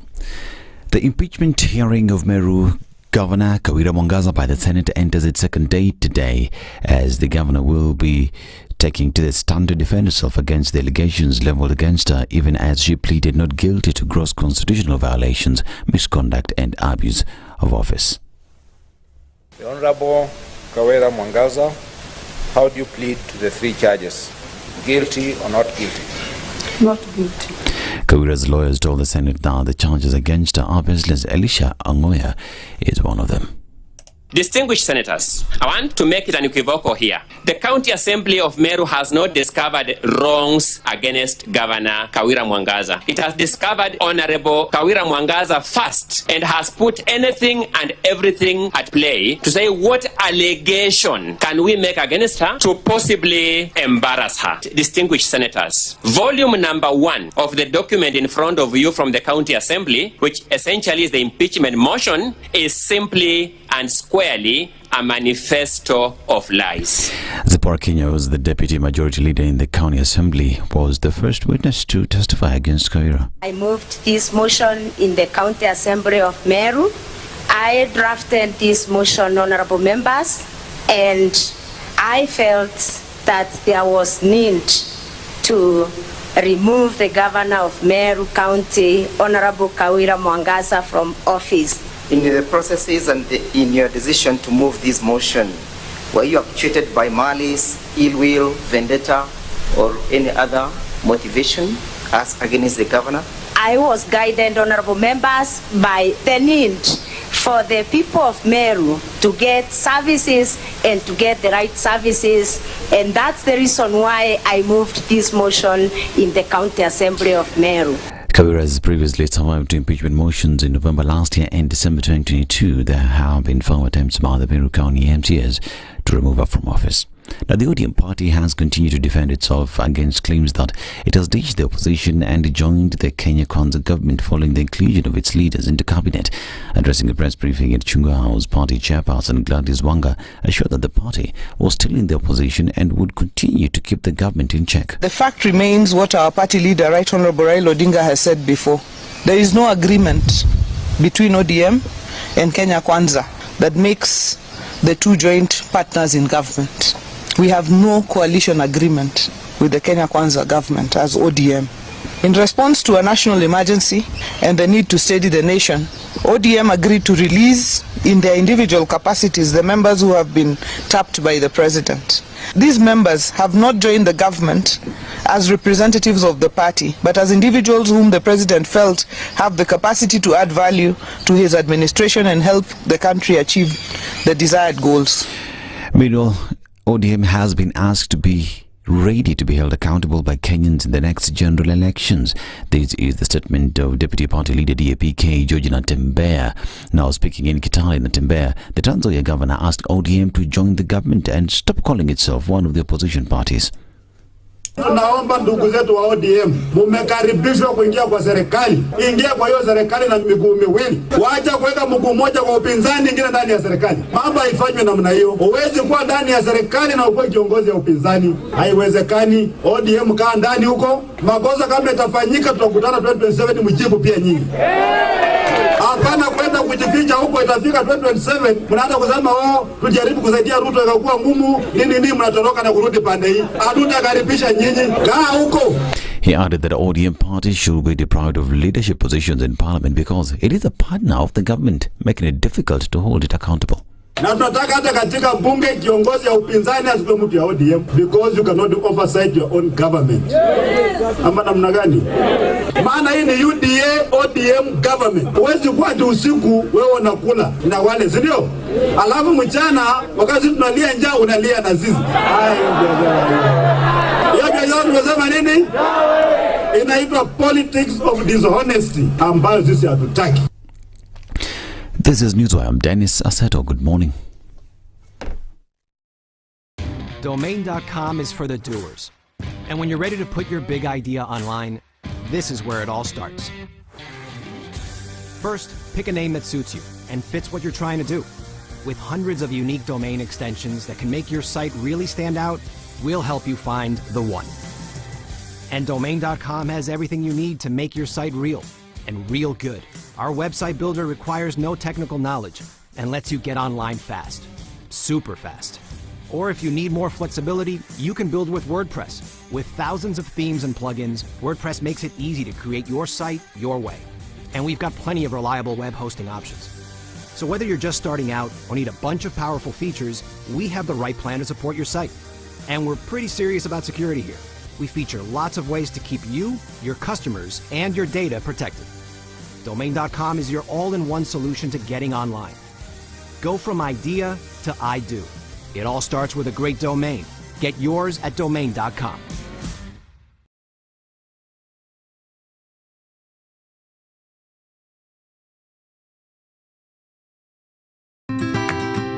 Tangu nikuwe mtoto nimekuwa na shida ya breakouts kwa uso, nakuwa na rashes na acne. The thing with Geisha is I don't have the recurring spots anymore. I recommend Geisha Naturals for soft glowing skin.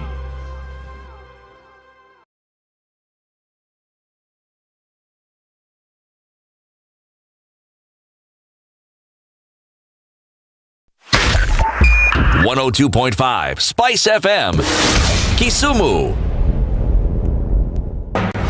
The following takes place from 6 a.m. to 10 a.m. every weekday on Spice FM. If we just gloss over issues and hope that time heals, then we might find that in generations to come, we might be back at the same situation. And the whole thing is born of stolen elections. Spice. When it comes to the decisions you make, you must be independent. There's no way you can allow one institution to dictate to you how you're going to conduct your operations, how you're going to decide cases. It's a no. When you weaken the institution to the point where they cannot take action, then you realize that politicians have to come up and now start dealing with the issues. That conversation has to die. Our politicians do not like the hard stuff. We must insist on the path of doing things right, whether popular or unpopular. Money changes hands. That is a fact. If you have political goodwill at the highest top, like in Rwanda, then corruption will be an issue of the past. If you don't have political goodwill at the top, we will pass laws, we will amend laws, we will continue passing laws and re-amending laws, and nothing will happen. This is the Situation Room, the only way to start your day. Thank you very much, Eric, and it's good to be at the Situation Room. Always a pleasure coming here. This is the most challenging interview panel in Kenya. You guys are very well informed, and as you can see, Charles today, very philosophical. To be poor in this country is the greatest sin you can commit, not just from a legal perspective, but from life generally. Yeah. It is very, very skewed. We've just heard on the floor of Parliament, just most recently, a leader within the ODM saying that Sisi ni ng'ombe is a baba. Yeah. Which means that you are willing to be milked dry. Hapo. You cannot force me to believe. I'll give way. If it's land that I'm told to return to you, I will. Okay? Because the court has said so. But I'll continue saying, watu wamenirusha. That's all that I'm doing. The Situation Room, Kenya's biggest conversation.